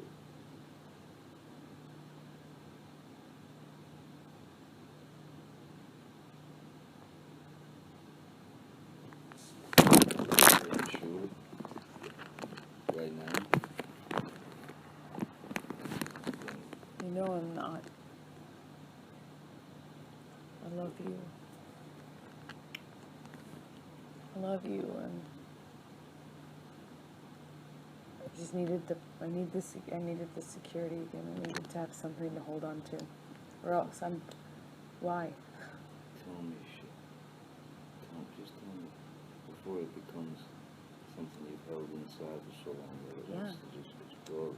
I understand. Tell me. And I'll tell you the same. And then, once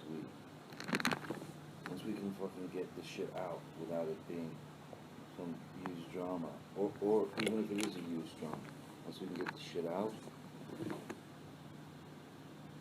recognize it, and like you said, fucking it's gone. Chuck it. Doesn't work. That method does not work. Bam, it's gone. Next.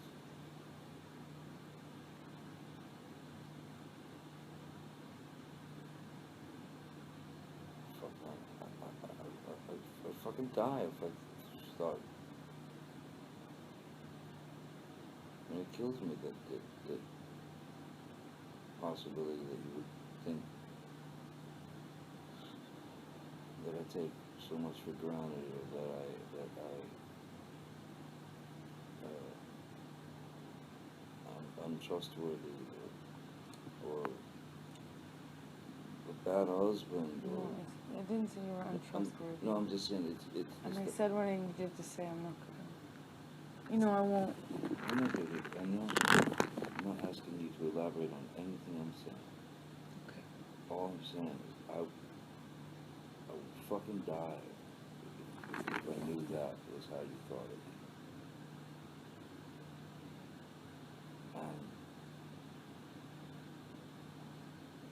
And now I know what I know.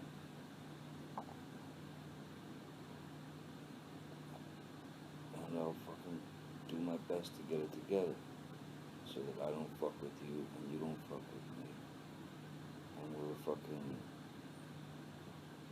couple again, and we're friends again.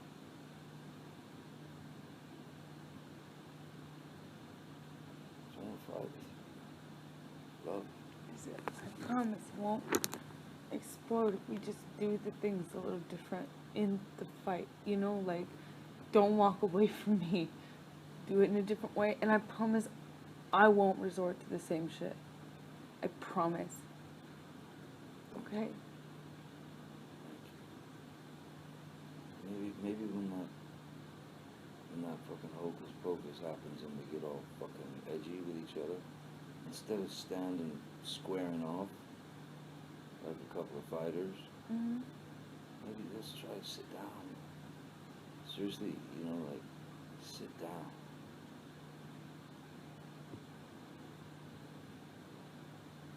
Even if we say, hey, listen, we're fighting like bastards, let's sit down and have a glass of wine Mm-hmm. and talk through this.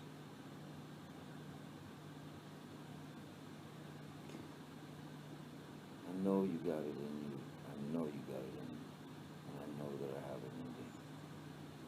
It's just a question of I really am. realizing and admitting what